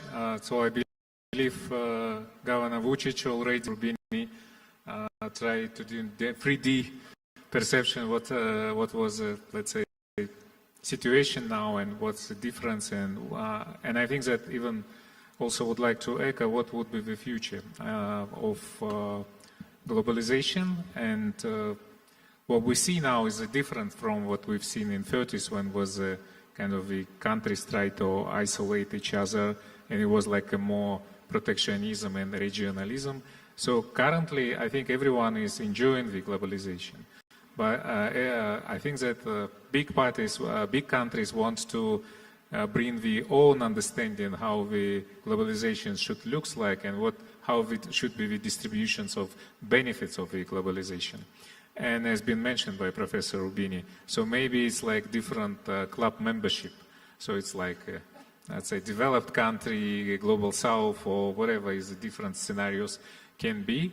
But if you remember, so we enjoy last 40 years in emerging markets, and it was like 40 years of the opening up reforms, opening up economy reforms in China.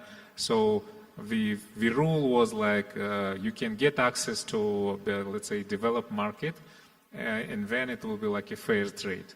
The fairness definition now is completely different, and I think that it will, there is a need to redefine the rules in terms of what we see as a dispute.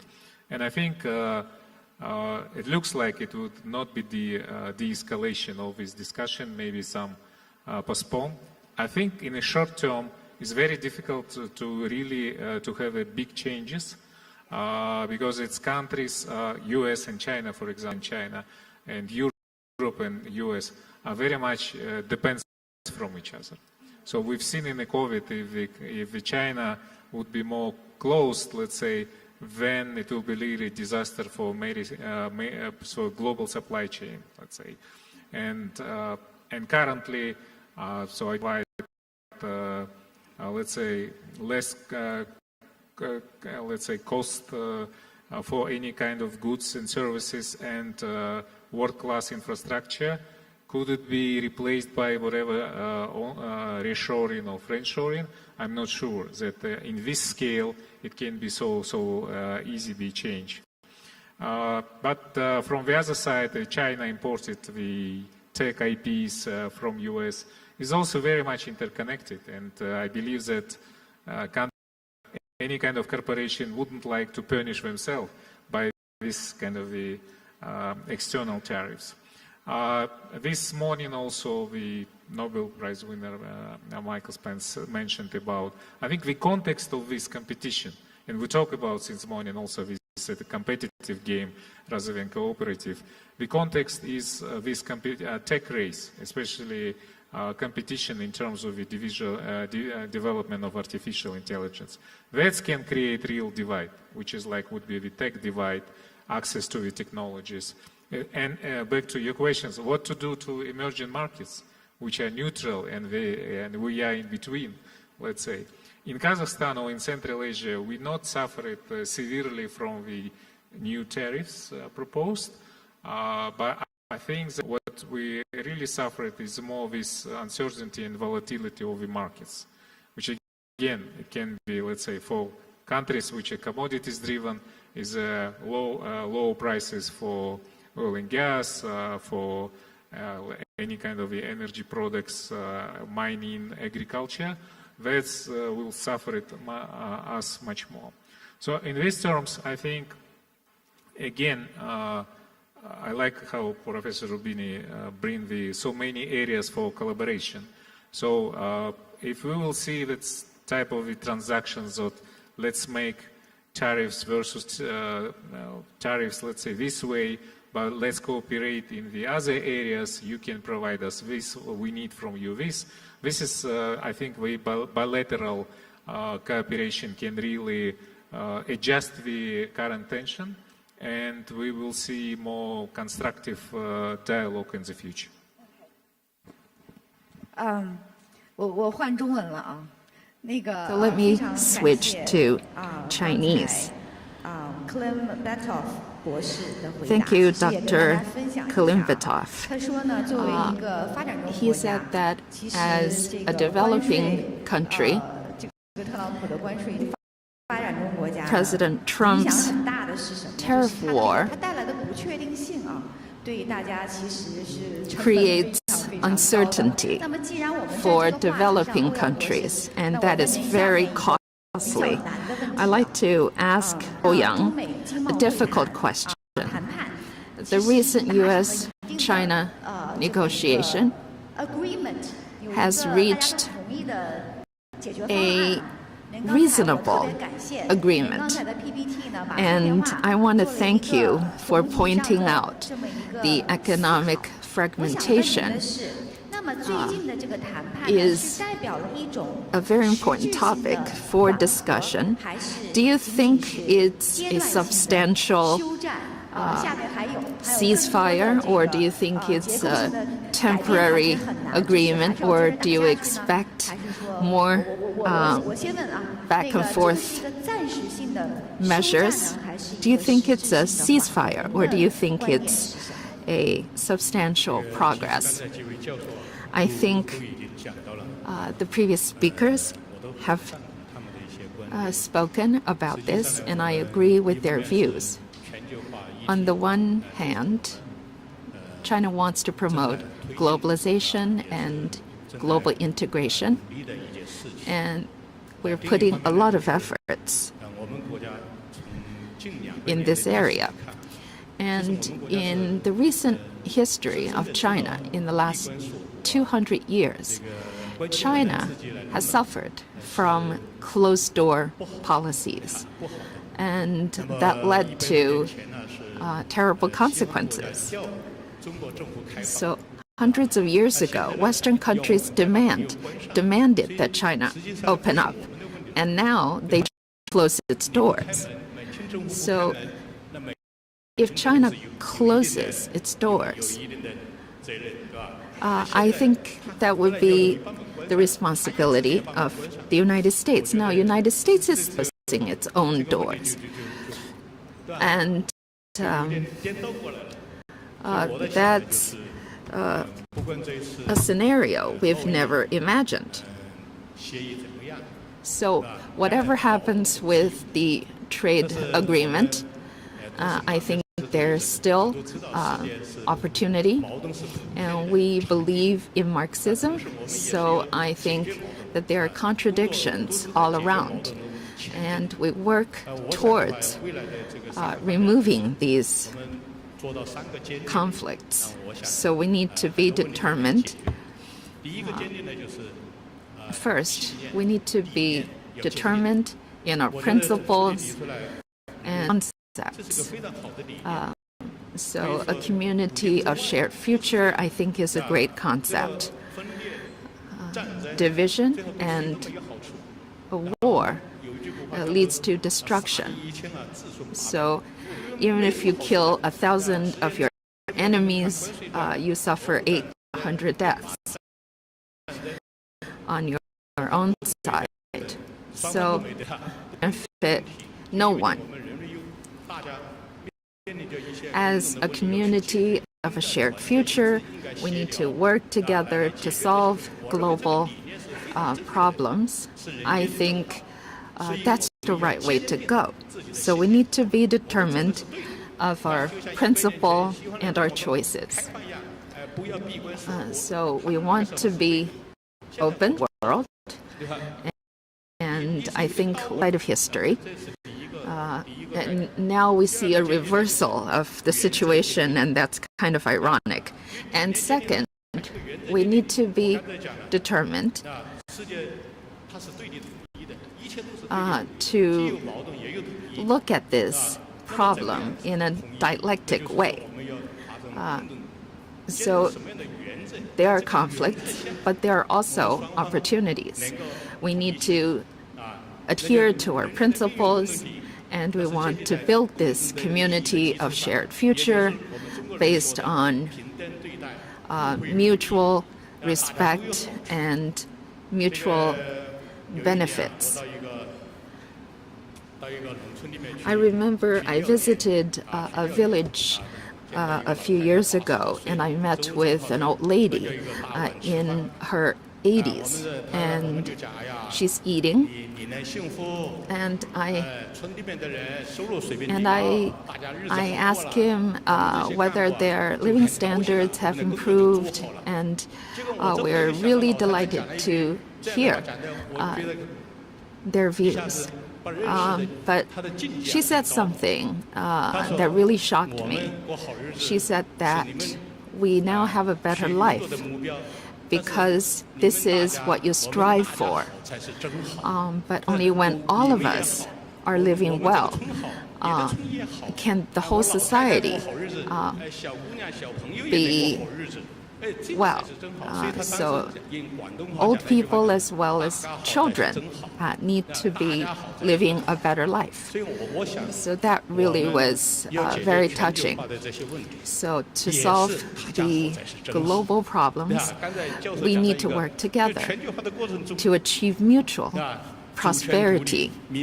So we need to have sovereignty, we need to have independence, and we should not focus on just the interests of one country. So the America first is not the way to go. We need all the countries to share the responsibilities and to overcome difficulties to achieve mutual prosperity. Only when all the countries are living well that the world is a better place. And we need to be determined in our actions. And I'm a firm believer in the Belt and Road Initiative, and I think China is sincere in helping other countries build infrastructure, and we offer loans without any strings attached. It's based on friendly consultation. And now we have built railways, built ports for other countries. So I think doing is better than saying. If countries try to nitpick, then that's not helpful for unity and cooperation. So we need to be determined to uphold our principles and to take actions to achieve our common goals. Thank you, I'm going to switch to Dr. Ouyang. You know, before I ask Boris your next question, I have to say we recently visited. People ask us that, are you sure China really is opening up? What they don't understand is cultural-wise, like Dr. Ouyang just mentioned, for the past 200 years, China suffered a lot by closing up. So we really mean it when we say high-quality opening up. So I really, again, appreciate Ouyang Boshi, your sharing with us about the stories and everything. Okay, Boris, are you ready? And here's the question designed for you. Okay, my question is, most recently, Croatia has recently adopted Euro. How do you see your country balancing national priorities with broader Eurozone objectives, especially in today's fragmented and uncertain global environment? Yeah, well, one thing is sure, I would say it makes sense for a small open economy like Croatia to adopt the reserve currency. We know the advantages of having a reserve currency, and Croatia has, since it joined the Eurozone, started already to experience. First, of course, the costs of borrowing come down because risk-wise, country is looking better. There's no more foreign currency risk in the first place. And for small and open economies, it's very difficult to manage the foreign currency risk. Not in the good times. In the good times, it doesn't matter, really. In the good times, I would say you don't have to be a part of the larger currency area. But whenever there is a big crisis, first ones who are hit are the small open economies with their own currencies. And then you have to pay a high price to manage the stability, much higher than if you are within a large reserve currency as Euro is, and we've seen that clearly during the COVID crisis, where we sailed through the crisis in a very good shape. We recovered very quickly. Part of the reason for that was that we were part of the Eurozone. Now, being in the Eurozone and also sometimes people think, you can still run your own monetary policy and do the country-specific shocks in a better way if you're not part of the large currency area. I've been a governor or deputy governor now for 25 years, and I can assure you it's not the case. It just seems that you can, but actually you cannot. You always basically have to follow what the large central bank like the ECB is doing. I can give you one example only. When the ECB embarked on the quantitative easing, buying government bonds, we did not want to do the same thing. We did not want to go into the quantitative easing. In the end, we had to do it. Why? Because of the impossible trinity. You cannot have the stable exchange rate, open capital flows, and keep your interest rate in your own control. So what we did, basically, we did a quantitative easing by buying all the euros that the ECB was printing in order to prevent the appreciation of our currency. If we didn't do that, our currency would have appreciated so much that we would lose the competitiveness big time. So forget about the independent monetary policy being small open economy. In terms of the other goals, I mean, basically Croatia's goals are very similar than the Euro or EU goals at the moment, so we do not suffer any problems. If you look at the emphasis on the digitalization or the renewable energy in Europe, Croatia actually has missed the boat of bringing a lot of car industry in Croatia, because we joined the European Union a bit later. So most of the car industry went to Czech Republic, Poland, Hungary, Slovakia. At the moment, it seems to be an advantage, because the car industry is in trouble and is laying off people.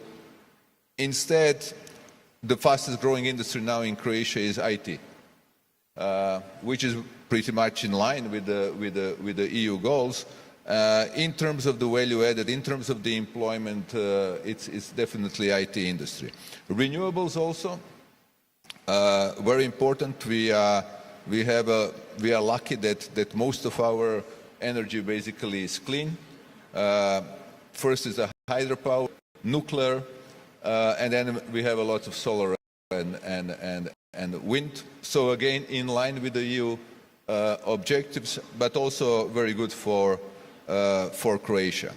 So I would say, and we have also built, interestingly, LNG terminal in 2021, just before 2022.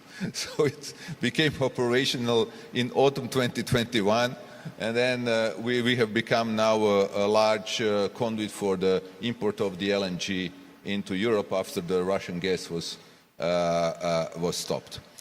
So basically, Croatia is at the moment doing very well, and it has been actually the fastest growing economy in the European Union for the last 4 years. I would say so far, so good. Well, thank you for sharing with us the balance, the art of balance, the domestic objectives and the Eurozone objectives. Thank you very much. Professor Rubini, let me ask you a very interesting question that you also want to answer. And this question is about the de-dollarization, okay? Now, do you actually think dollar is going to lose its dominant role in the global market? And, what kind of opportunities or risks and may this de-dollarization shift for the emerging markets? Go ahead. I'm going to tell you, given the time constraint, you have 3 minutes to answer my question. 3 minutes. I'll try my best.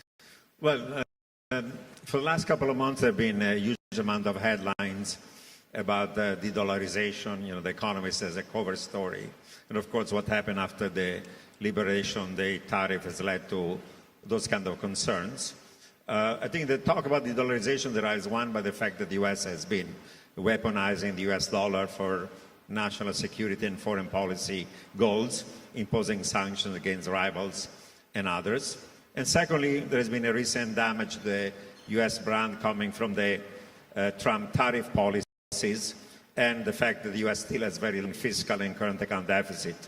So you had a weakening of the dollar and increasing bond yields, leading to a panic that people are getting out of the U.S. dollar. But the question is, what's the alternative to the U.S. dollar? Former U.S. Secretary of Treasury Larry Summers said, you cannot replace something with nothing. And he said, Europe is a museum, China is an autocratic regime with limited rule of law, Japan is a nursing home, and Bitcoin is an experiment. So people might not like the dollar, but what's the alternative? The other point about global reserve currency is traditionally a global reserve currency is a country that has fully flexible exchange rates, no capital controls on inflows and outflows, as a rule of law, as deep capital markets that can issue in large amount a safe asset, and runs a large current account deficit to issue then a net amount of those safe assets. The dollar has those features. The RMB is in a country where there are capital controls, limited exchange rate flexibility, limited perception of rule of law, not deep capital market, a current account surplus, not a deficit. Now, what are the main benefits of having reserve currency? Is not international seniorage, is not even the fact that you can finance yourself cheaply for your twin deficits. It's mostly your ability to impose financial sanction against your rivals and enemies and restrict access to your banking system and capital markets. So those are the main benefits.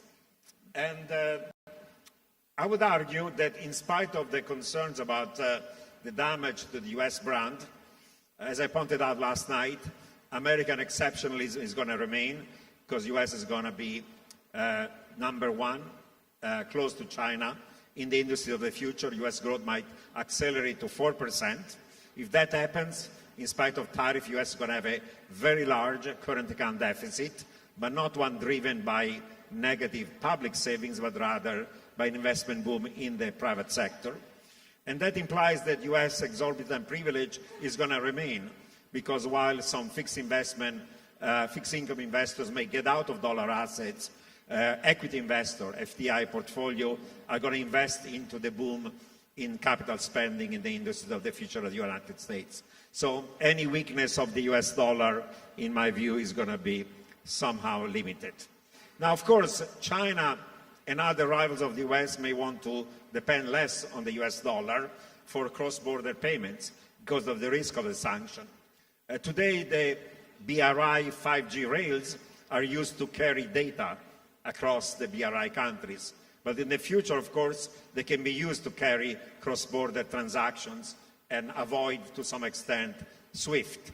The BS had this M-Bridge project. It was shut down by the US, worried about China, Hong Kong, UAE and others forming an alternative to the SWIFT system. But China can take that same technological model, doesn't need the BIS, and implement it. That's why China is building a Euro RMB, not for domestic transaction, digital. After all, Alipay and WeChat Pay are better than any CBDC. But I think the CBDC is going to be used for cross-border payments. Now, the Europeans are worried about being left behind. That's why they're going to push for the euro. While the US, under Trump, is against the e-dollar, a CBDC, for ideological reasons, worries about government control of private transaction. So what will the US do? Tokenized deposit and stable coins. That's going to be the way in which the US is going to think about maintaining its primacy in international cross-border transaction. A couple of final observations. China has all these reserves and is worried about an escalation of the trade war leading, like it happened with Russia, to a seizure or freezing of those assets. What can China do? If they sell their treasury, they have a mark-to-market loss. That's a problem. And more importantly, if you sell treasury and sell the dollar and you buy back RMBs, you're going to lead to an appreciation of the RMB at a time where, given the trade and tariffs, you want a weaker RMB, not a stronger one. Now, you could sell treasuries in dollar and buy euro and yen. Euro and yen, you're going to create a trade with Europe and Japan at a time where you want to be friendly with Europe and Japan. Third option, you can sell treasury in dollar and buy gold. Guess what? Gold has gone up 40% in the last year or so, exactly because PBOC and other central banks and rival of the US want to have an asset, and gold is the only liquid reserve asset. It's not a currency, cannot be seized. Gold as gold bullion, not gold financial GLD, cannot be seized if there is a trade or a financial war. The problem is that it's very hard, even if you do that, to decouple from access to the US banking system. Sovereign wealth funds of China, like CIC and banks, have large exposure to US assets, and therefore that's going to be a constraint. I'll make a final observation. People ask themselves, what are the views of the US about the strength of the dollar and de-dollarization? I would say that the American White House is very confused on that. There are those like Steve Miran, who wrote a paper that said that having a reserve currency role is a burden for the United States. It leads to a stronger dollar, it leads to deindustrialization, it leads to large trade deficits, and there are very small benefits coming from cheaper financing of your twin deficits. So he's in favor of what people talk about a Mar-a-Lago Accord, where people are going to agree on weakening the dollar, converting short-term things into perpetuals to avoid a shock to the bond market and to pay for the security services provided by the US, and maybe impose capital controls on inflows, a tax on those foreign holdings of treasuries as a way of preventing excessive dollar appreciation. That's one view. If you look at what Secretary of Treasury Bessent says, it's just the opposite. He says if US fundamentals are going to be strong, the US dollar is going to remain strong. That is exactly the argument that the Biden and previous administration were making. Now, if you think about the position of the president himself, Trump is confused. On one side, he has been bashing the fact that the dollar has been too strong for too long, and that's led to deindustrialization, trade deficits, and, unquote, trade and allies and others have been ripping off the US. But he has threatened that if countries in the global south were to de-dollarize, he's going to impose a severe financial sanction against them. But of course, you cannot have it both ways. You cannot have a dollar as a global reserve currency and therefore a strong dollar and having a weak dollar at the same time to reduce the trade deficit. So Steve Miran speaks about capital controls on inflows, and instead Trump says just the opposite. That if you try to get out of dollar assets, they're going to impose sanctions against you if there are outflows out of the US dollar. The point is that US doesn't have a coherent policy on trade, doesn't have even a coherent policy on the US dollar, its role as a global reserve currency. So there is utter confusion. All right. Thank you, Professor Rubini. And okay. Okay, I'm going to switch back to Chinese now. 今天呢，我们有4位嘉宾分别跟我们分享了很多的深刻的见解。他们有的言简意赅，有的特别善于雄辩。但是其实我们今天讨论的碎片化的问题呢，它没有统一的答案。我非常希望今天的交流，因为我们的嘉宾来自世界各地今天的交流呢，能够激发 from across the world. I hope that today's exchange will sparkle more research as well as cross-border cooperation. Now I would like to thank the sharing from all the previous speakers. 我也要邀请一下清华大学五道口金融学院院长助理张伟老师来主持主题讨论4粤港澳大湾区的建设与发展。谢谢大家。Thank you so much.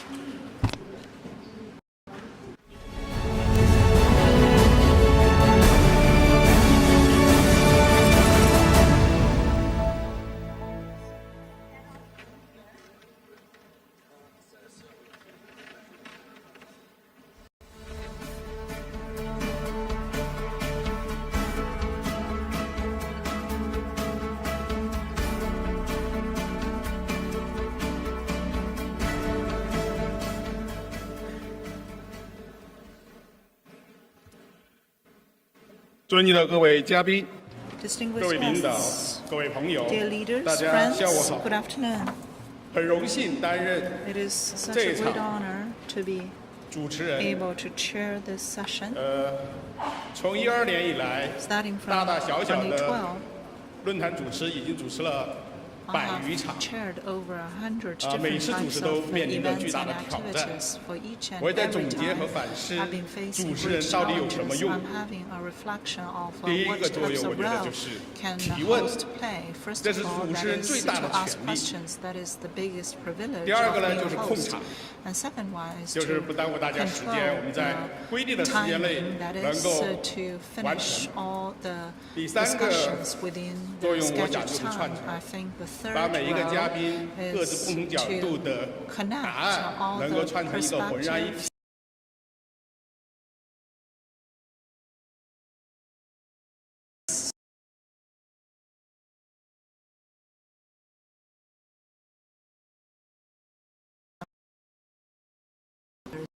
perspectives instead of me 本次 dominating my 粤 rights 港 to 澳大 others. 湾区 Today 建设 we 与 are 发 going 展 to talk about 聚焦这个 the 主题， building of 我们因 the 此 Greater Bay 邀请 Area, 了 the 粤 GBA. 港澳 That is why 三 we 地 have invited 两岸三地的 the 嘉宾 experts from 来 these 共 three 同探讨。 areas. So that is Guangdong, 他 Hong 们是 Kong, and Macau. 深 They 圳 are 市委金融委员会办公室常委、 the 市委 executive 金融工作委员会 deputy 常务副 director 书 general 记、 office of the 市 financial 地方 affairs 金融管理 committee 局 of the 局长 CPC 石卫平 Shenzhen 先生， Municipal Committee, 香港 Mr. 金融管理局副总 Shi 裁 Wei、 金融 and 学院 also 副主席 Chief 陈为民先生， Executive, the 香 Hong 港 Kong 特别 Monetary 行政区 Authority, 政府特首政策组 Daryl 副组长 Chen, 王春新 Deputy 先 Head 生 the，Government of 澳 Hong 门 Kong 金融 Special 管理局顾 Administrative 问 Region 朱君 Policy 明先生， Unit, 香 Mr. 港 Wang 中小 Chunxin, 上市 and 公司协 Advisor 会会长 Monetary 捷 Authority 克 of Macau, JPL 投资有限公司 as well 董事 as 长李杰峰先生 Li Jiefeng, the， 让我们 President 以 of Hong 热烈 Kong 的掌声邀请 Small and Medium 5位 Listed Companies 男嘉宾 Association, 上台。 and we would like to give a round of applause to welcome the 5 male participants to be on the stage.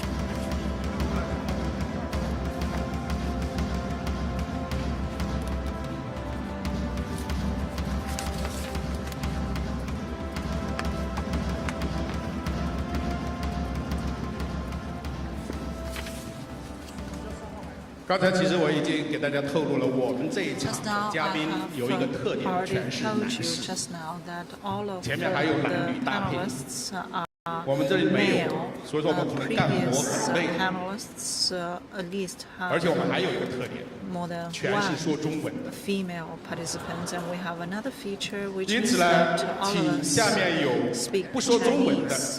听 I'd 不 like 懂中文 to 的，请 ask 戴上 those 耳机， audience 我会做语 speakers 言切换 to。wear your 我们知道建设粤港澳大湾区 for simultaneous 是习近平 interpretation. 总 As 书 you 记 know that 亲自谋划、 GBA 亲自部署、 is 亲自推 something 动 that 的 has been 国家战 deployed 略。 personally by President Xi Jinping 那么 as a 粤港澳大 national 湾区 strategy.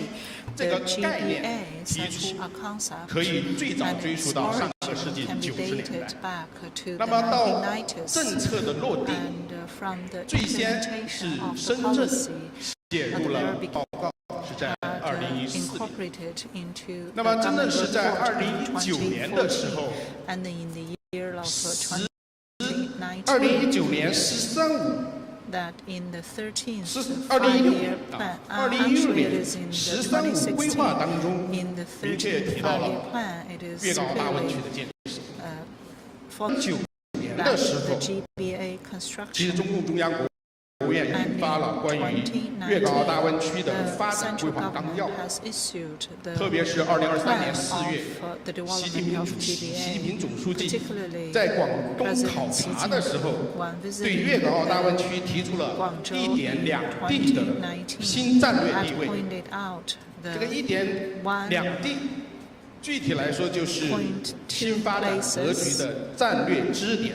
new strategy 高质量 which 发 has 展 been 的示范 serving 地 as the column 中国式现代化 that 的 is the 引领地。 Chinese modernization. 大概把这个粤港澳大湾区的这个建设用几个 And 标志性 such 的里 several 程碑 key 的事件给 words 大家做了一 had 个简要的回顾。 capitulated the 那么我们 strategy 想 and the plan for the GBA. 今天邀请 From 了 a central government 5位嘉 perspective, 宾 today we have 分别 invited 来自粤 altogether 港澳 5 speakers 三 from 地 the 两岸三地 GBA. The 当然呢，也确实 Hong Kong, Macau, 香港今 and 天的 the 嘉宾有点 Guangzhou 多， three 3个代表 areas. I believe 3个代表 that we have 当然也有跨多地的，比如说 also representatives 李杰峰会长， having the feature 他其实既 of 跨香港也 cross 跨内地。 places. For example, Mr. Li 当然我 Jiefeng, 们 who can be said as the representative of both Guangzhou and Hong Kong, and we have also the domestic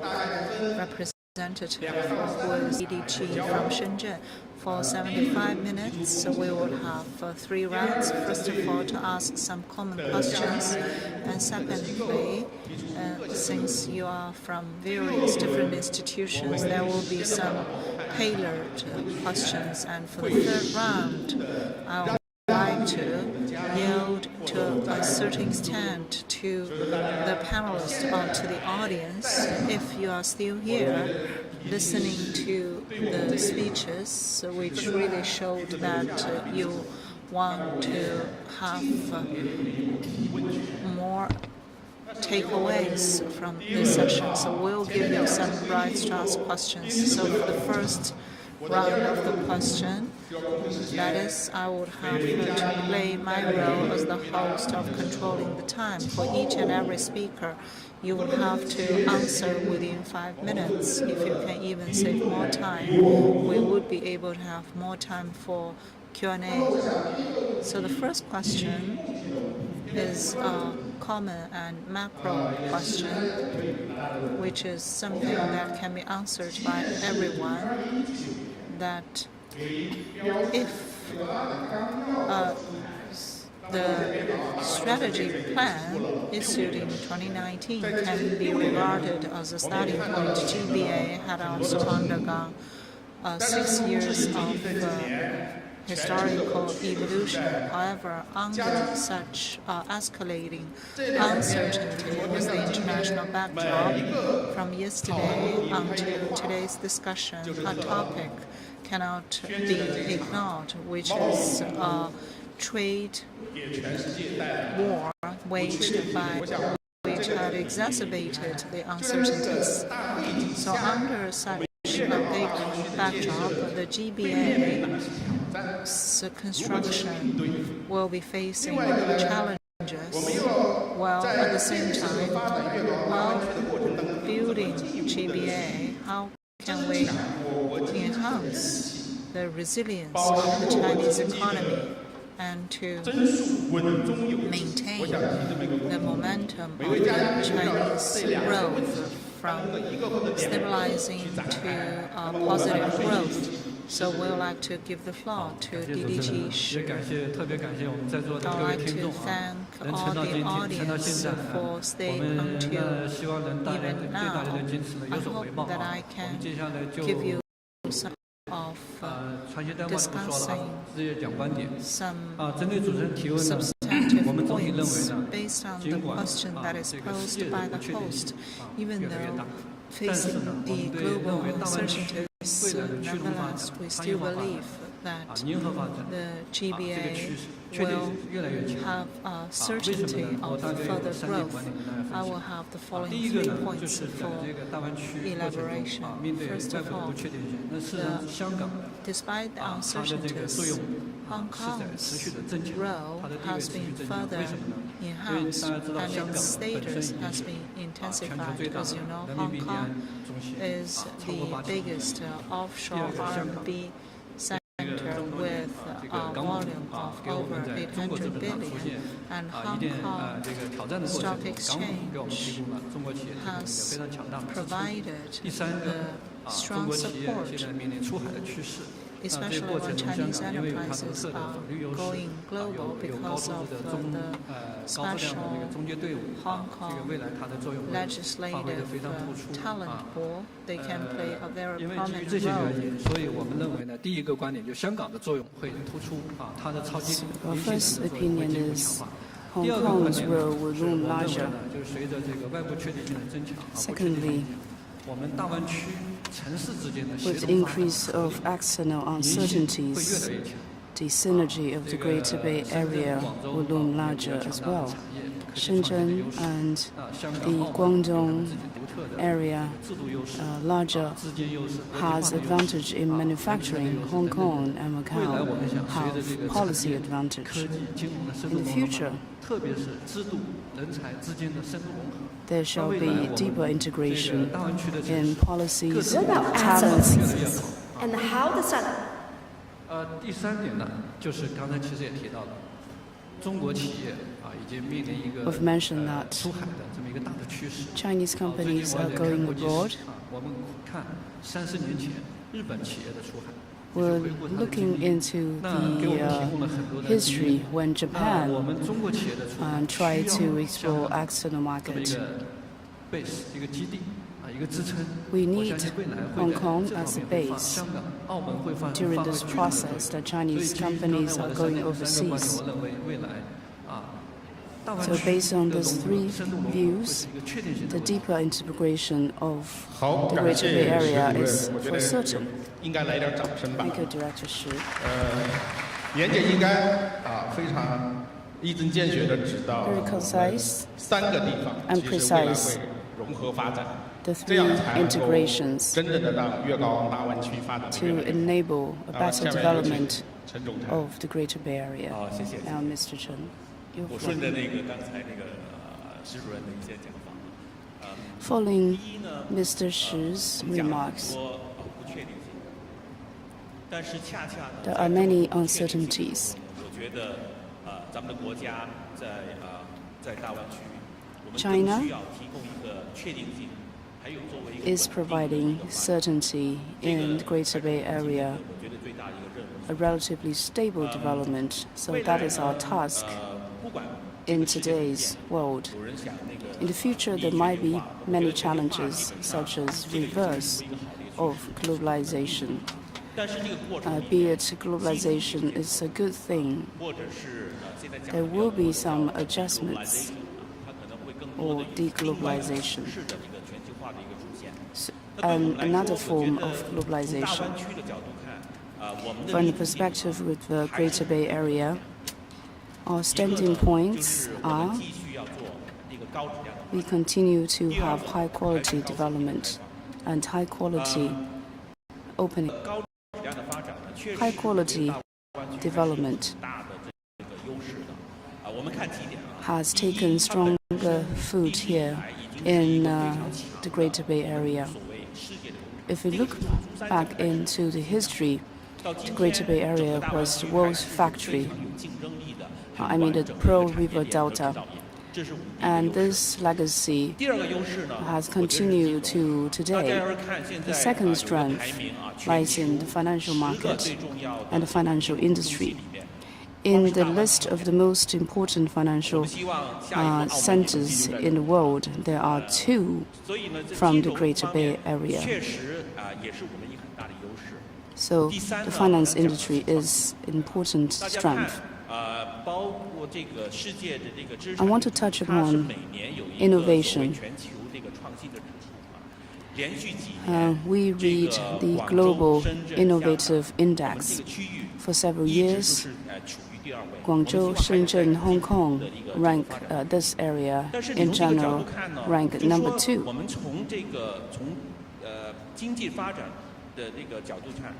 From the development of economic and manufacturing industry and the finance industry, Greater Bay Area is quite powerful. Economic scale, we have already exceeded several countries in the G20, including South Korea, Australia. However, the average income is still at 20,000 USD, so a lot of space to develop potentially. In the future, how shall we leverage our current strength to maintain high quality development? There should be innovation and high tech on high level opening up. Previously, we were thinking how to introduce foreign investment into China. Now, we promote mainland companies to go abroad. We hope that Hong Kong could play a bigger role in helping the Chinese mainland companies to go out in terms of financing and market. Hong Kong is highly internationalized. The EV companies, when they want to go abroad, they set up a branch in Hong Kong first. And that concludes my The time isn't up. However, thank you for respecting the time slot. Uncertainty is the certainty for the future. If we want to turn uncertainties to certainty in the Greater Bay Area, we need to have high-level opening up. And you've summarized how shall we proceed with this job. The Greater Bay Area have some differences if compared with other Bay Areas. We have space to grow. Later on, I hope you could expand that topic. Mr. Wang, I'm very happy to participate in this high-end forum. Opening up and innovation will help us to cope with challenge, to have a more integrated Greater Bay Area. I'm expressing my own opinion. I'm not representing any institutions. In the third central meeting, the central government meeting, opening up was elevated to a higher level. Bay Area has been the leading area in China in terms of opening up. In GDP terms, the export ratio is 67%. Hong Kong is 150% or more.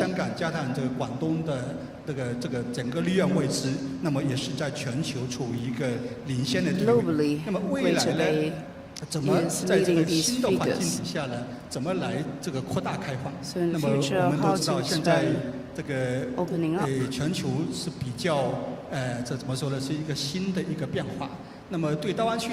We are seeing some new changes in the world. There are three implications to the Greater Bay Area. First of all, we should stabilize Europe and America. Because on trade terms, they take the account of 50% of very important markets. Secondly, we should integrate with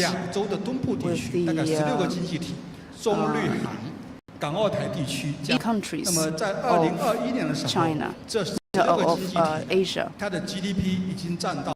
16 countries put together, and the GDP altogether will take more than 30% of the global GDP. So these eastern countries of Asia. I wrote an article about it before. Another point is to explore more opportunities in Belt and Road. Hong Kong is very unique, highly internationalized, and opening up could serve as a hyper linkage point. In Hong Kong, in Shenzhen's government report, we call upon companies to set up their international headquarters in Hong Kong to leverage Hong Kong's position to get into the overseas market. For example, one China headquarters in Hong Kong, and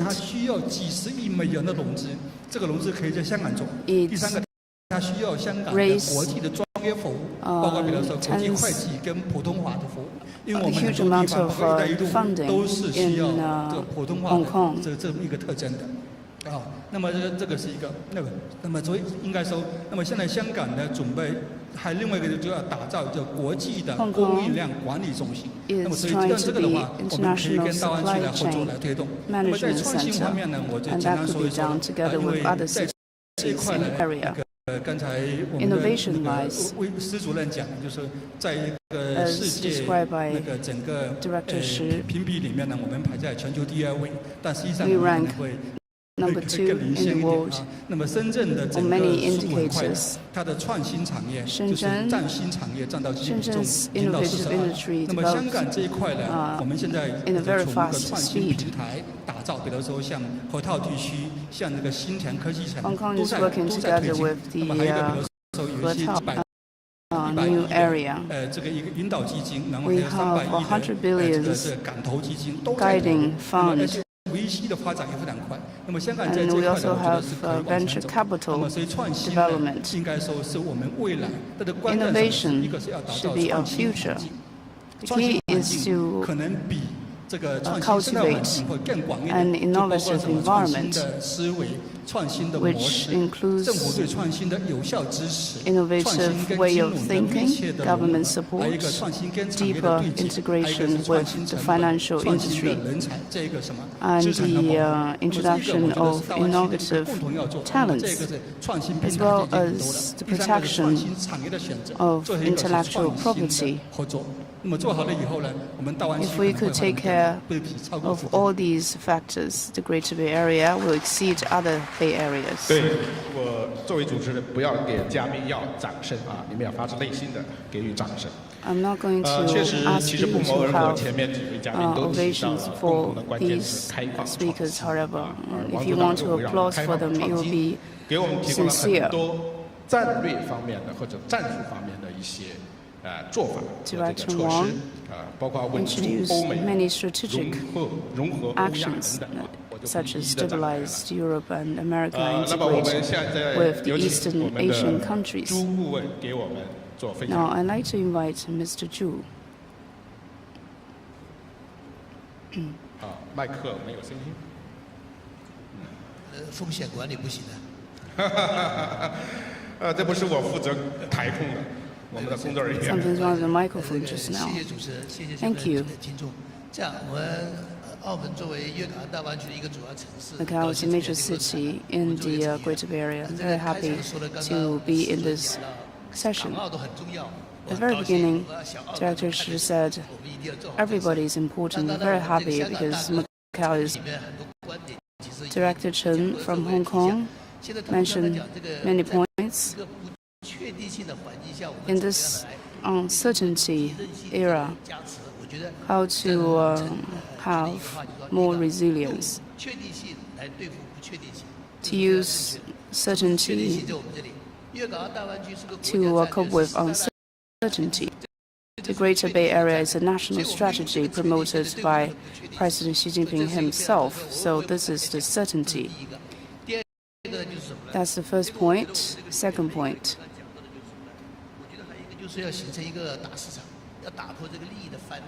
We should break down barriers. There are 9 cities with 4 major ones and 2 special economic zones. In practice, we found that sometimes there are silos. We need to find common denominators, break down barriers to have a unified market. That is the request from the central government. Macau is like a younger brother following the bigger brothers such as Hong Kong and the Guangdong area. 讲到的就是什么呢？就是说，刚刚讲的市场，还有一个就是创新，刚刚都讲了创新。Market and innovation. 那个话筒可以放近一点。这个。 对，放近一点。创新呢，就刚刚我们这个陈局也刚刚提了创新。可以再近一点。创新的话呢，我觉得 stay close to the microphone. 其实一国两制就是一个伟大的创新。 One country, 2 systems is a great innovation, the very first in the world. The Greater Bay Area is special as well because there are systems, currencies. The Europe area is going towards the same direction, but we have more innovations with diversification. To a certain extent, I feel that the central government is to find a new path with 2 different systems, capitalism and socialism. But I feel that this is an innovation task given to us by the central government. Reform and opening up, even bolder. Exemption of visa for foreign visits to Macau and mainland China. We've learned our lessons in the past when our doors were not open to the outside world. Now we have policy innovation. Last point about Macau. Hong Kong is a hyper-linkage point. Macau is a precise linkage point. But we're not competing with Hong Kong. We're complementing with each other. We're linking with the Portuguese-speaking countries, the 9 Portuguese-speaking countries. So, Mr. Chen, rest assured, we're not competing with you. Our scale is much lower.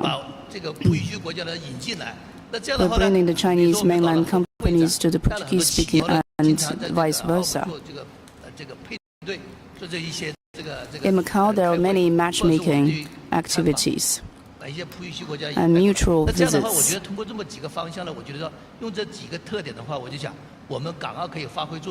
Macau and Hong Kong could play such roles and to complete tasks given to us by the central government so that we can make contribution to China and make Chinese economy more resilient. 确实处处有不确定性，我没有想到那个话筒没有声音。I did not expect microphone would have a problem. 其他的话筒可以替代。However, there are several other microphones. 朱顾问他的讲呢，讲了很多真话啊，前面的也讲了很多真话，但是讲的更加的聚焦。Sincerely on several points. How to build an integrated market. The 9 cities in the Greater Bay Area all have their own strength. So how to build a unified integrated market together? About innovation. Innovation in policies, in technologies, in opening up. However, he was being too cordial. There could be competition, competition and cooperation at the same time. The 4 speakers are all from policy institutions or regulators side. Our last speaker is the director of the school.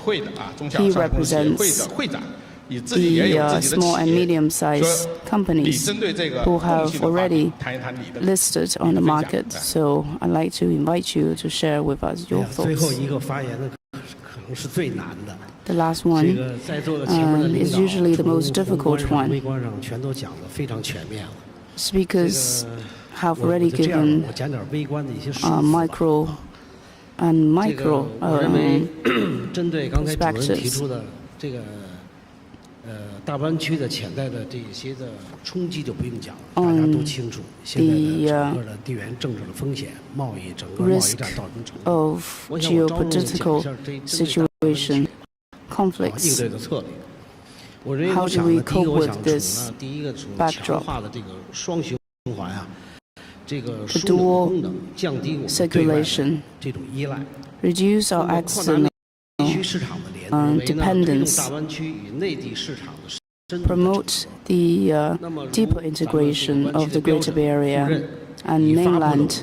我记得是54项左右。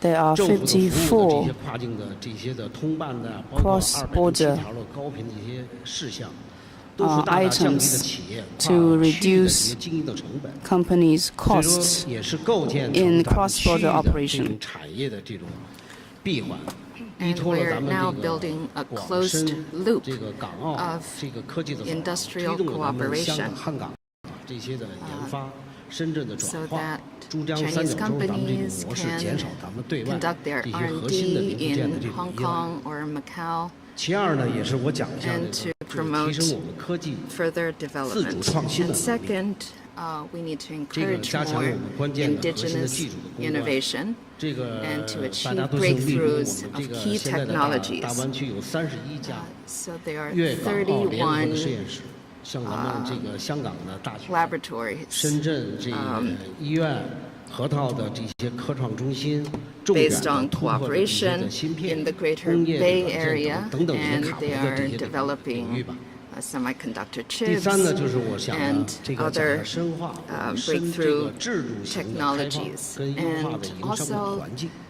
we need to 推进呢 continue 我 to 们数 improve 据 the 的这 business 个跨境 climate 的流动的市 and 场。 to promote the cross-border flow of data and finally, we need to increase the resilience of the industrial chains. We know that safe and secure supply chains are important to support the high-end manufacturing sector. And also ESG and carbon reduction, mutual recognition are also important. So we can recognize the carbon verification reports and also to play to our strengths to cooperate in developing common markets, and especially given the role of Hong Kong as a connector between the East and the West. And these measures will be able to help us better manage risks. So here's my sharing. Thank you, Mr. Li, for sharing your views on how to address the challenges from the entrepreneurial perspective. I think we had a pretty good discussion, and we were able to control the time. We know that the Greater Bay Area can be compared with New York, San Francisco, and Tokyo. The other three Bay areas are very unique. New York is finance, and San Francisco is technology, and Tokyo is all about industry. And our Greater Bay Area is about finance, technology, and innovation, and also it's an industrial hub. And our Greater Bay Area is the largest and the most populous, and it's one country, two systems, three currencies, and three tax policies. So some of these are advantages and some are disadvantages. But we can achieve a better balance. So four important cities, Hong Kong, Macau, Guangzhou, and Shenzhen, and each has its own strengths. And I think you have talked about those advantages, and you have recognized the advantages of others. But I think I want to talk a little bit about the disadvantages, especially your concerns about how to better promote integration. So let me first ask the question to Mr. Shi. We know that Shenzhen has provided many success stories about innovation. Shenzhen is known for its technology companies, especially as a financial regulator. You must have seen so many introductions of innovative products. So I'd like to ask you, what are some of your challenges? And how do you respond to these challenges? I think the other panelists have spoken about some of the challenges. So we know each other very well, and we understand the advantages, and our goals are highly aligned. And that's not easy to do. I'm very confident about the future of the Greater Bay Area. And now I'm even more confident after listening to the other three panelists. So coming back to the question, Mr. Zhu said that the Greater Bay Area is probably the biggest innovation in recent years. Coming back to finance, I think we should connect our markets, and I believe the Greater Bay Area is the biggest innovation in the world in the last few decades. And the connectivity of the financial market changed Hong Kong as well as Shenzhen. Whether it's the first stock connect, it has allowed investors from 130 countries to access the Hong Kong equity market and the China market, and also cross-border wealth management connect, and also the bond connect, and the ETF connect, and insurance connect, as well as the PE connect. I believe that these have benefited both Hong Kong and Shenzhen. So we want to provide certainty to deal with the uncertainties. And the government has built platforms and created more favorable business climate and to provide public services to market participants, and we will leave the growth to the market. And I've been discussing with my Hong Kong colleagues to better use the Shenzhen Hong Monetary Authority cooperation. And the Shenzhen government, as well as market participants, are looking forward to leveraging this platform to improve cooperation between Shenzhen and Hong Kong. Now we have 4 different task forces. One to help Chinese companies go global, and then a fintech or the Shanghai area, so that all inclusive financial cooperation can take place. And secondly, we can continue to encourage Shenzhen and Guangdong companies to list in the Hong Kong market. And we also welcome Hong Kong 8-share listed company to dual list in Shenzhen. This is our top priority this year. So we had the first few cross listings, and they have performed very well and created great value to shareholders. And lastly, we will work closely with Hong Kong regulators to provide the market participants and businesses with better services and better facilitation to cut down trading costs. Okay, I think this deserves a round of applause. And Mr. Shi talked about different connect programs. It's an important institutional innovation, and those connect programs achieved breakthroughs in the restrictions, and now let's turn to Daryl.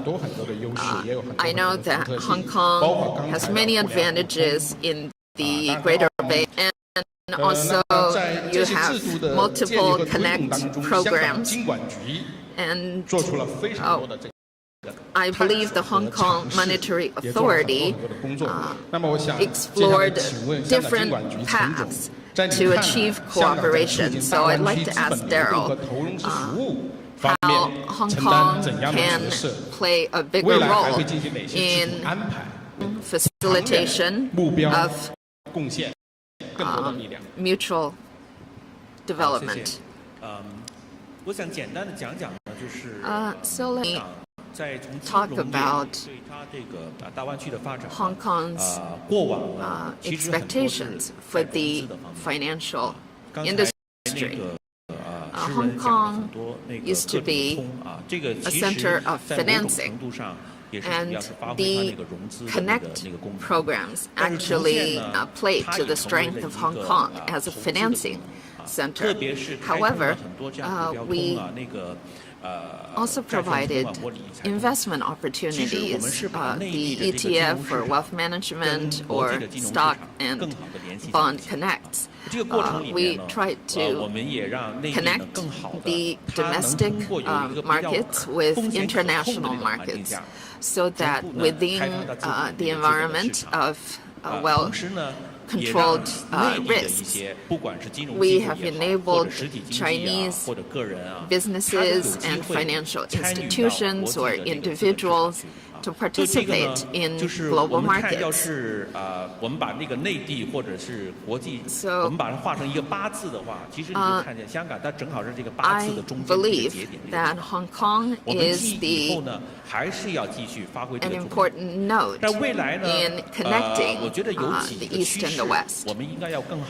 But we need to pay attention to a few trends in the future, especially the Connect programs. I think still has great program potential. For example, the Stock Connect program, since its inception, a lot of the southbound transactions used Hong Kong dollars.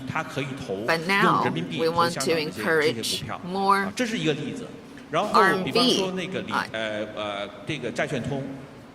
investment in the Hong Kong market. And for Bond Connect, only banks can participate.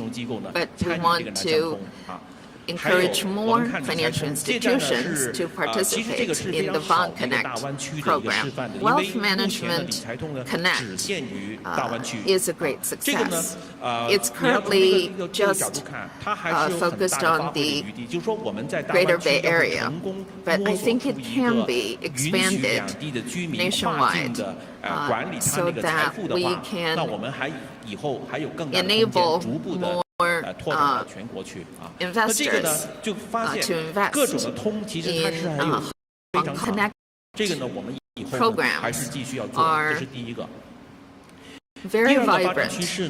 And the second trend is more and more Chinese companies are going global. So there are two issues that we need to overcome. One is financing. So how can Chinese companies access local markets? Or how can they manage their international businesses on the same platform? And also the payment system. Right now, the payment system is supported by commercial banks. However, now we have more options to facilitate cross-border currency settlement, which will be more convenient and more cost-effective. So how can we promote Wallet Connect for people in Shenzhen and Guangdong? When they go to Hong Kong, they find it very seamless in their payment experience. And going forward, we want to connect the payment systems so that the FPS and domestic IPS can be connected. 另外呢，还有一些就是利用区块链的这个技术technologies can be better leveraged. Professor Rubini in the previous session talked about the blockchain technologies. So we can use CBDCs or stable coins or how to digitize bank savings so that they can be used for cross-border payment. So China's CBDCs are now being widely used. Many companies are doing cross-border settlement with CBDC in the wholesale business. And the second is stablecoins. The Hong Kong legislation is now almost complete, and we can now issue licenses for stable coins. And also, how can we help the bank savings to be tokenized so that they can be used for cross-border payment? These are some of the initiatives we are thinking about as the supply chain changes. We want to better facilitate cross-border payment, and also the internationalization of RMB is another key focus of the Hong Kong Monetary Authority.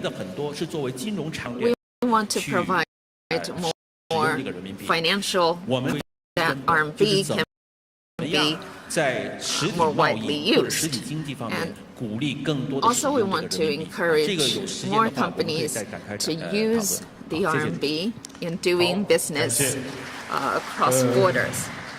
Thank you, Daryl. And you talked about the previous efforts and explorations of the Hong Kong Monetary Authority.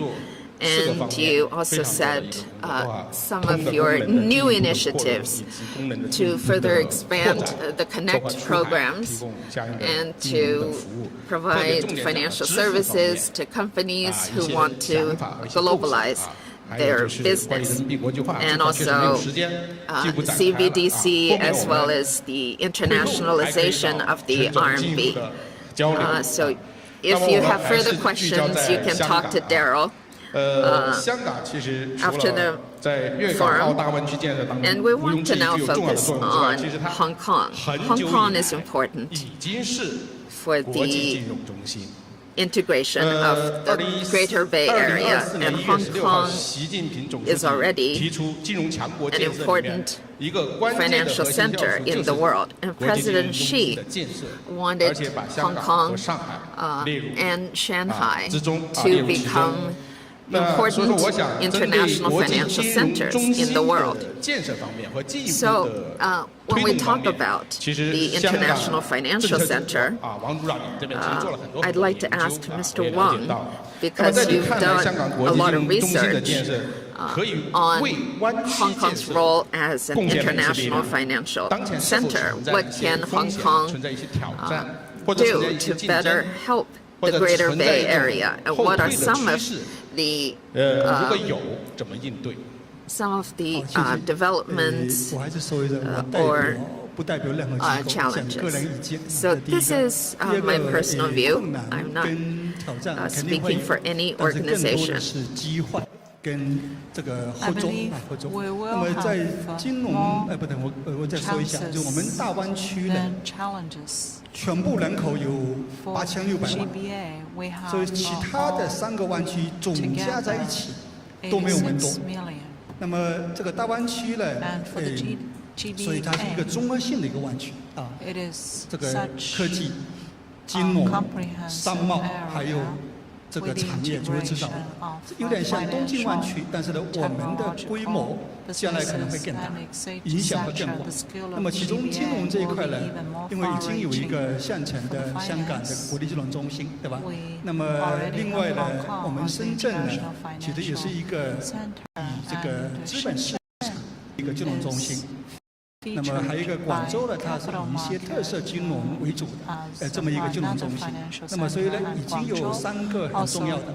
那么未来的发展呢，我觉得跟合作了4个方面，或者叫4个金融。第一个金融就是创新金融，这个比科技金融范围更广，是为创新经济服务的金融形态。那么这一块呢，反而是有点像那个之前有点像旧金山的一个模式，维系对吧？那个分享投资、分享资本、中小企业版、创业板，还有香港的同步不同权，还有我们现在的18站 A、18站 C 等等这一系列。那么香港在这一块呢，我们是做了很多创新金融方面的这个工作。好，比如说维系这一块呢，其实我们在过去很多年都发展得很好。2013年的时候呢，我们的这个分享资本呢，差不多只有10几个亿，但是到了2021年的时候，我们已经到400多个亿了，每年差不多增长65%。那么最近呢，我们刚才讲过了，我们又搞了很多，比如说那个引导基金，还有港投基金，还有很多东西。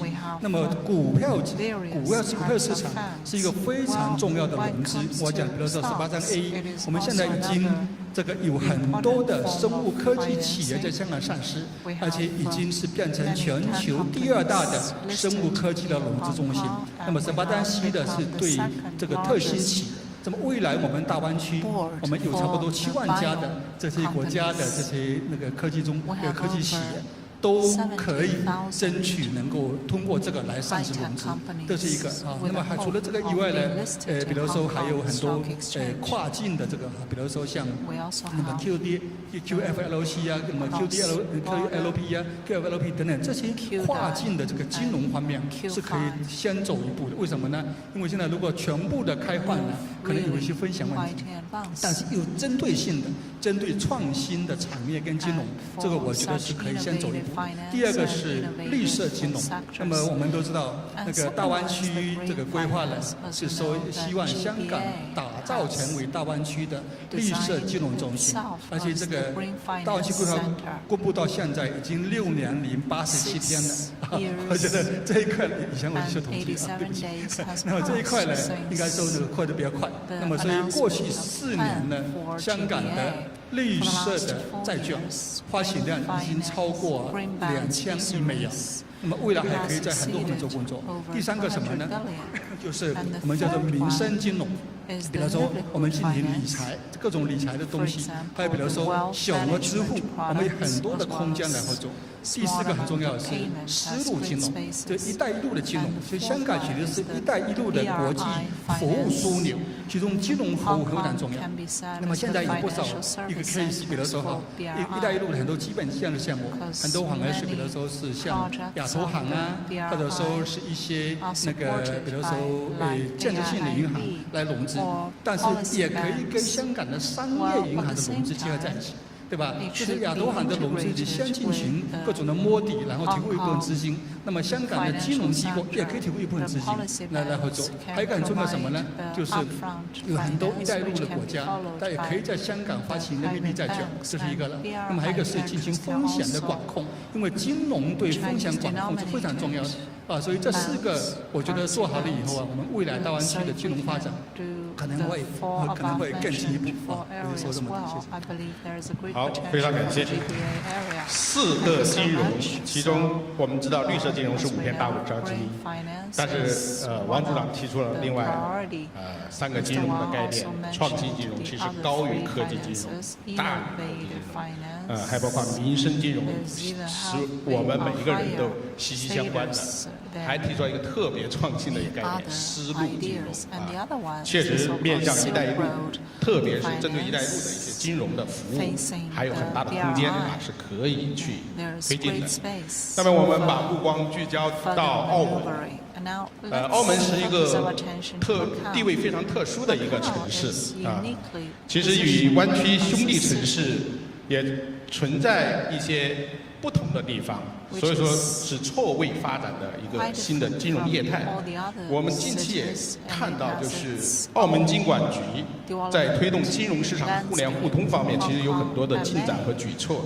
所以说想请朱军林顾问你给我们介绍一下，未来在加强与内地金融市场，包括与香港金融市场在互联互通方面还有哪些新的举措？这对澳门经济的发展会。好，谢谢。这个你说的很对。现在我们澳门的这个刚刚讲的这个，在互联互通方面，我们有很多想法。因为过去呢，印联通方面，比如交通、人员。过去你看我们跟广东很近，你要广东人去内地人或者是内地人去香港很简单，但是来我们澳门就很难了。我们是比邻若天涯呀，但是你站在那看着都去不了，要牵着。现在好一点点了，所以这个东西现在还不是太，因为什么呢？特别是官员要去的话更难。一般去香港就很简单，去澳门比较难。所以这个地方这个所以但是现在澳门呢，因为刚刚讲的说，澳门的经济结构相对比较单一，主要是以这个娱乐活产业为主的这个东西。所以现在呢，中央要求我们转型，我们提出了一个经济适度多元的这么一个东西，其中我们有4个方向，我就不多说了。第一个方向就是什么呢？就是中医药大健康，这是我们一个发展的经济适度多元的一个方向。第二个方向就是什么呢？我们叫现代金融，这个好像跟我们香港大哥有点竞争，但是说实话也不是，也是错位发展，富裕国家，对富裕国家。对，富裕系的国家。第三个呢就是什么呢？就是高新科技，我们也搞点高新科技。第4个呢就是文化和体育，这个里边的演唱会啊，搞一些这个赌场里面现在赌牌不增加了，可能要那个表演了。比如最近恢复的这个水舞间 ，Dancing Water。这个很有名的，希望你们去看一看。这个是集什么呢？集这个音乐、舞蹈、杂技、水上什么一体的东西，反正看着你眼花缭乱。这个是，还有就是我们那个银河里面有很多这种演出会，比如说现在香港的很多大哥，那些歌星都去那里唱歌啊，还有包括韩国的，所以这是我们经济发展。所以我现在讲讲现代技术方面，因为那个都是有了，所以我们经济适度多元是怎么朝这个4个方向发展。所以因为我们是搞金融的，我们主要讲现代金融。现代金融是搞什么东西呢？我们走了很多弯路，我们也在摸索。刚开始的时候，我们是搞什么呢？我们是搞这个叫做融资租赁。融资租赁完了以后呢，后来又想搞现在搞债券。债券以后呢，后来我们又提出现在搞基金。所以现在这样一步一步的这么对吧？所以在这个互联互通方面，我们金管局的安排是什么呢？第一个，我们现在也有一个债券市场，在澳门债券市场叫做中华澳门资产交易有限公司，但是它就是我们主要是做债券，我们也是在财政部发债，也是做绿债，因为绿债是一个大家共同的东西，所以这个方面呢，既然内地已经跟香港通了，所以我们也想跟内地接通，这个是我们设计的。将来呢，我们也希望我们陈局长接受我们，也跟你们接通。但是现在我们已经接通了，因为我们那个体系上次签了一个协议，我们已经接通了，所以跟香港这边初步已经接通，这是第一个接通，就是金融市场的接通，就是债券市场。第二个就是什么呢？就是刚刚我们陈局长讲的，就是这个 fast payment system。快速支付系统，现在我们也有，所以我们将来也想跟内地和跟这个香港来接通。那这样的话呢，就大湾区这个就比较好了。那最后一个怎么接通呢？就是也是我们这个陈大哥，哎呀，你这讲得太快了，手都讲完了，但是我还要讲，就是数字货币，你们叫数码货币。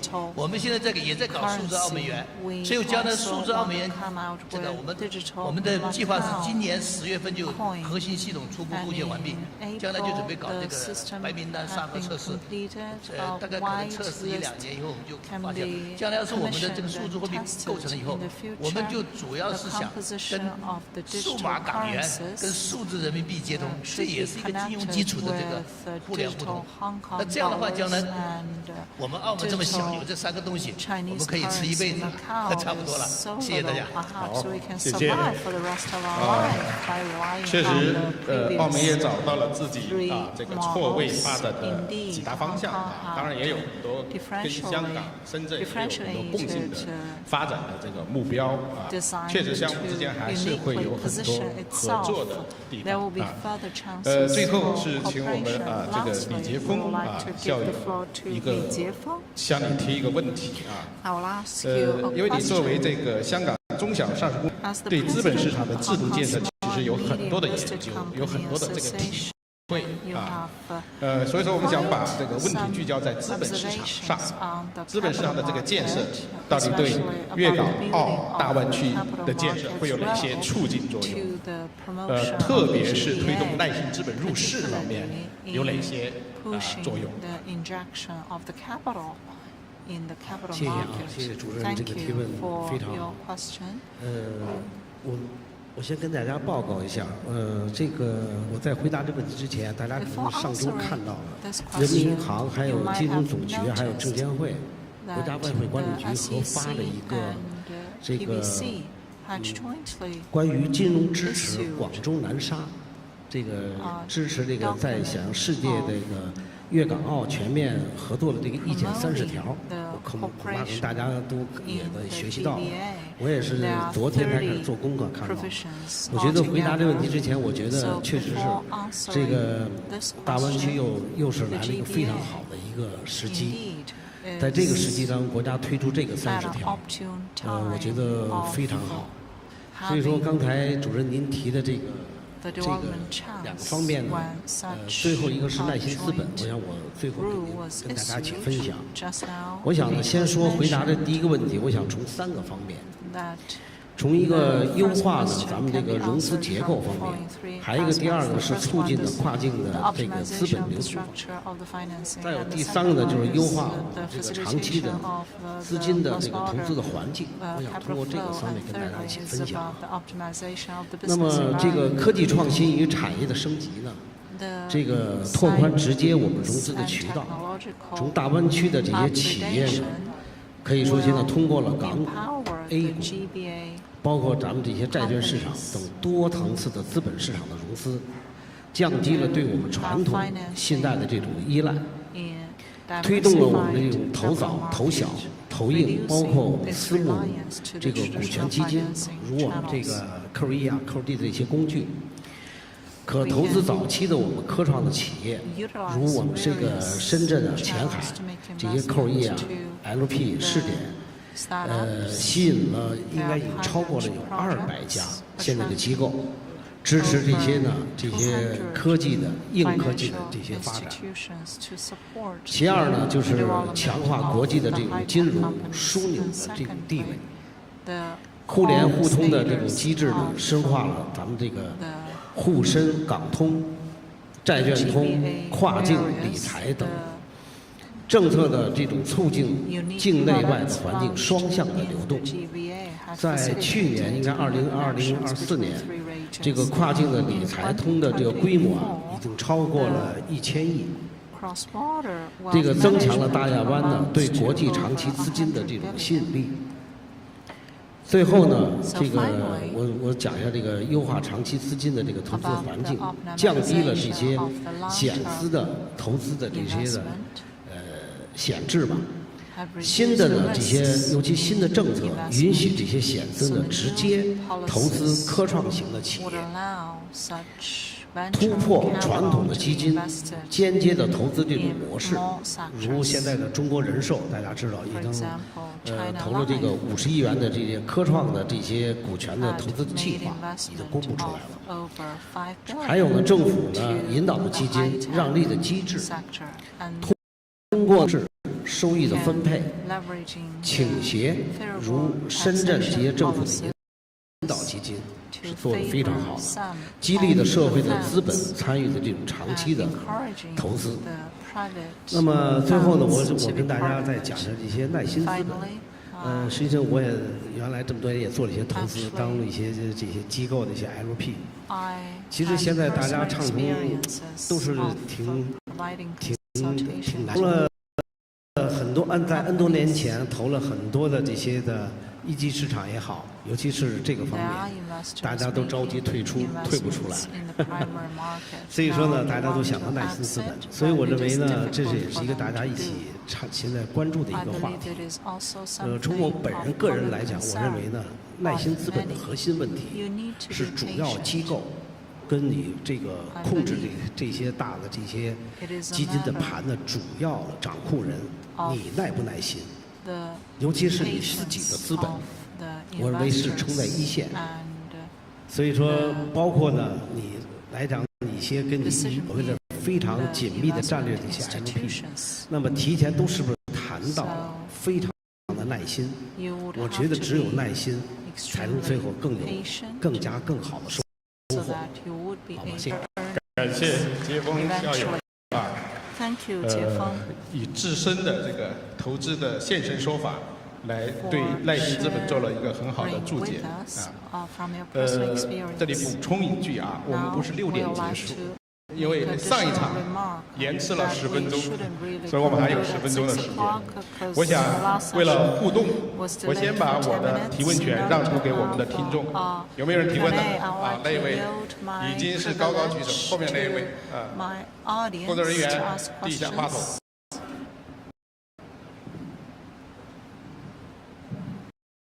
张伟老师好，各位领导好，我是清华五道口经管武器的学员。我想问一下深圳的石局长，去年我在深圳参加了全球海洋中心城市论坛，我知道呢深圳有成为全球海洋中心城市的梦想，而且我还知道了蓝色经济和蓝色金融，就是关于现代海洋为蓝色，所以关于现代海洋的产业的经济就成为蓝色经济，海洋经济的金融成为蓝色金融。我在去年也才知道这样一个概念，然后我在深圳都有学习，我知道蓝色金融概念，所以我想问一下徐局长，目前蓝色金融在深圳的金融监管业态的发展状态一个阶段，谢谢。你提了一个非常不一样的问题。应该讲呢，那个目前业内没有对所谓的海洋金融也好，蓝色金融也好，没有一个统一的定义也没有对这个所谓的形成一个约定成熟的一个统一的看法。我理解你的问题呢，就是说应该是围绕着海洋经济打造海洋中心城市我们深圳金融应该做点什么但是我觉得这个问题还不至于说上升到蓝色金融或者海洋金融的这个地步这个呢，我们是一个具体的问题，会后我们再讨论吧。我们还是把这个机会留给大家，好吧？好，我能补充一句吗？我觉得有一方面呢是兴许深港两地可以进一步合作的，就针对这个蓝色金融的这个其实深圳呢已经连续4年在香港发行绿债当时第一次发的时候呢，其实也是一个非常大的一个突破，是第一个内地的地方政府可以。而且呢，还有另外一个突破点呢，就是他发的债，除了一般的市政的一些债以外，他还发了绿债，已经连续4年去做这个事情了这个是我觉得是大湾区我们在金融合作方面一个非常好的一个示范的一个例子你们做完以后广东去年也在香港发另外呢，海南之前也在香港发过这个蓝色的债券所以在下一步要是深圳那边有一些更具体的计划，在海洋经济或者这个蓝色经济方面，海洋经济在进一步发展的话，也欢迎到香港来发这个蓝色的债券。谢谢陈总裁，因为回答刚才那位朋友的提问，对海洋经济呢所谓的蓝色金融或者海洋金融。其实我们对它的这个内容也好、内涵也好，我们还需要进一步的引导。目前因为业内对这个问题其实还没有一个统一的概念或者定义谢谢。好的，感谢你提出了一个新的领域的问题我也不做这位女士，其实有很多举手的，我实在没办法。There are many who raised their hands. 感谢各位嘉宾坚持到现在。 Thank you for sticking to this hour and You have been brought with us with insights. My question is to Director Shi. However, I also want to hear from experts from Hong Kong and Macau. Experts mentioned going overseas. In 2018, big companies went overseas. Now, even smaller companies are going overseas. And this might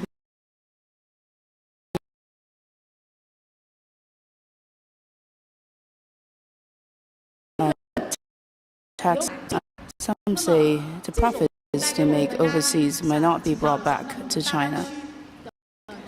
My question to you is, how do you cope with such challenges? Can you introduce? I'm from an insurer. As long as you're not from a media. 谢谢。这是一个很好的问题。Thank you. It's a good question. 比别人可能这个已经领先了很多年了啊。但刚才我在回答的时候，我也跟大家在分享，说我最近在研究日本的出海的历史。其实 I am researching on the overseas market exploration of Japan in the past. 日本企业出海那些成功的经验， The Japanese companies have some successful experiences going overseas, and we need to avoid the pits they fell into as well.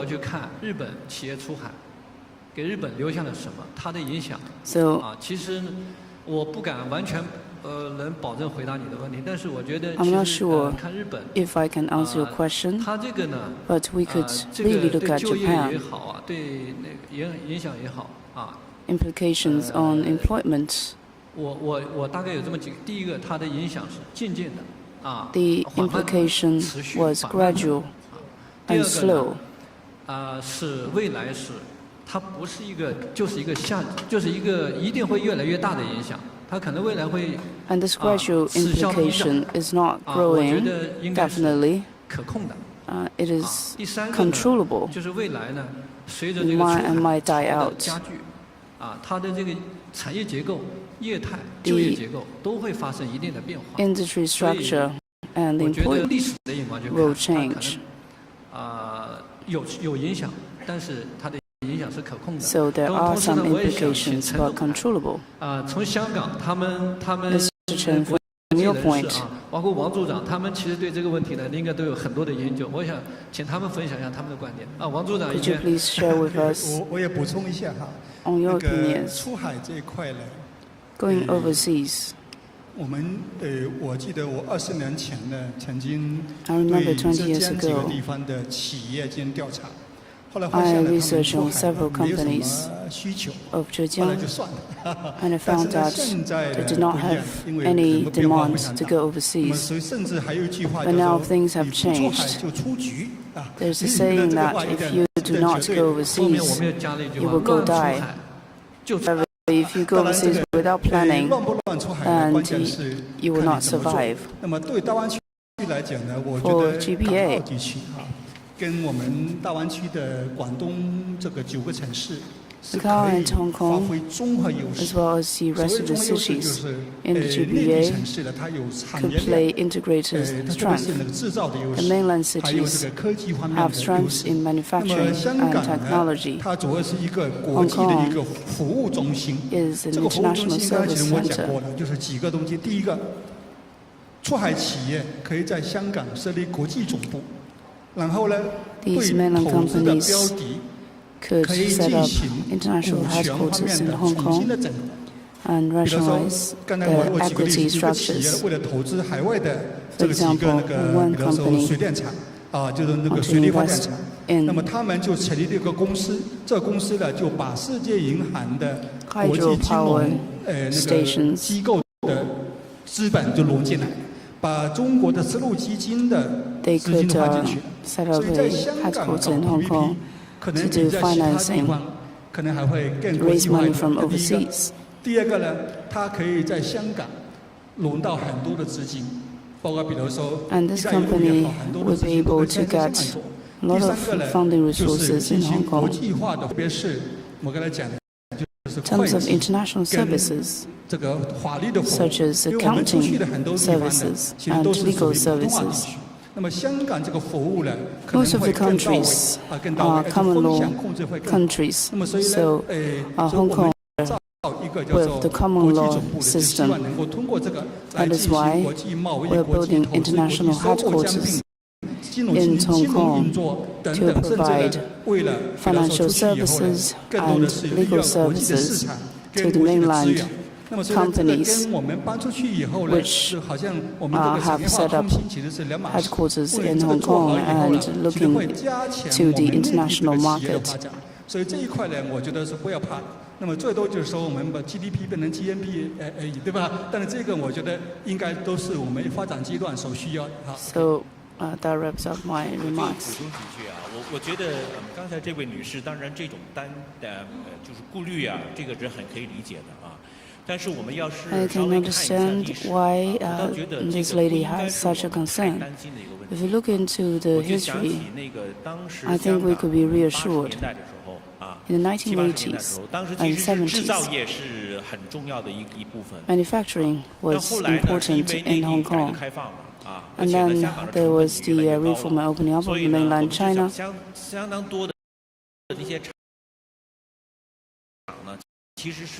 We moved starting from Shenzhen, Guangdong province in general, and then to inland China. Hong Kong turned to a city with service industry as the pillar. So it's a value chain escalation or elevation. Because competition would be a problem. Dozens years ago,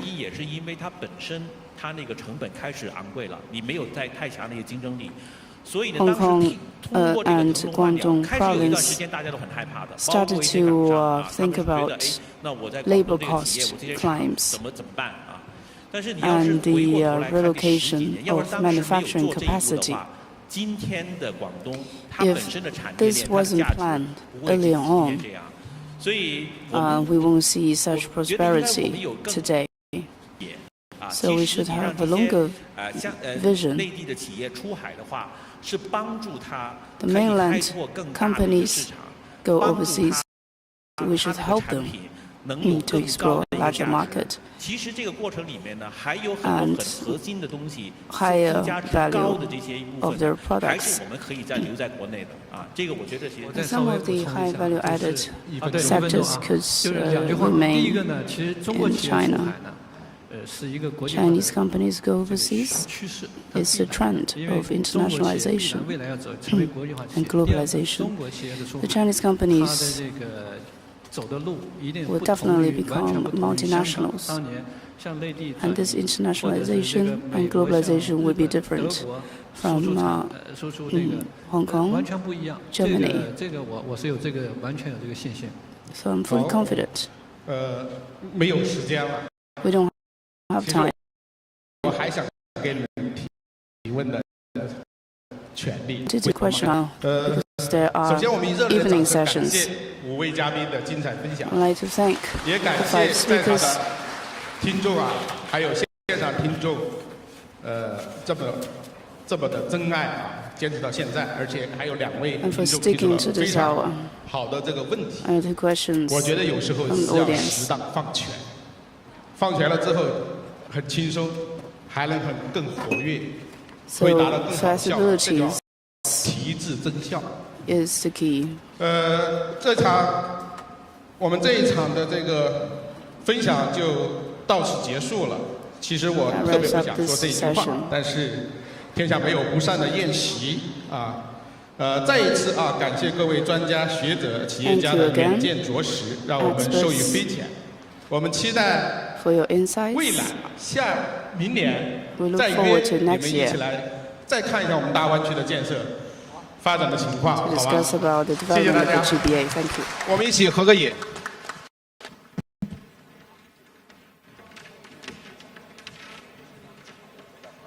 尊敬的各位来宾，今天的大会到此结束。会后工作人员将进行会场清理，请您携带好随身物品。明天。大会环节为主题讨论7 2025中国经济展望中国金融政策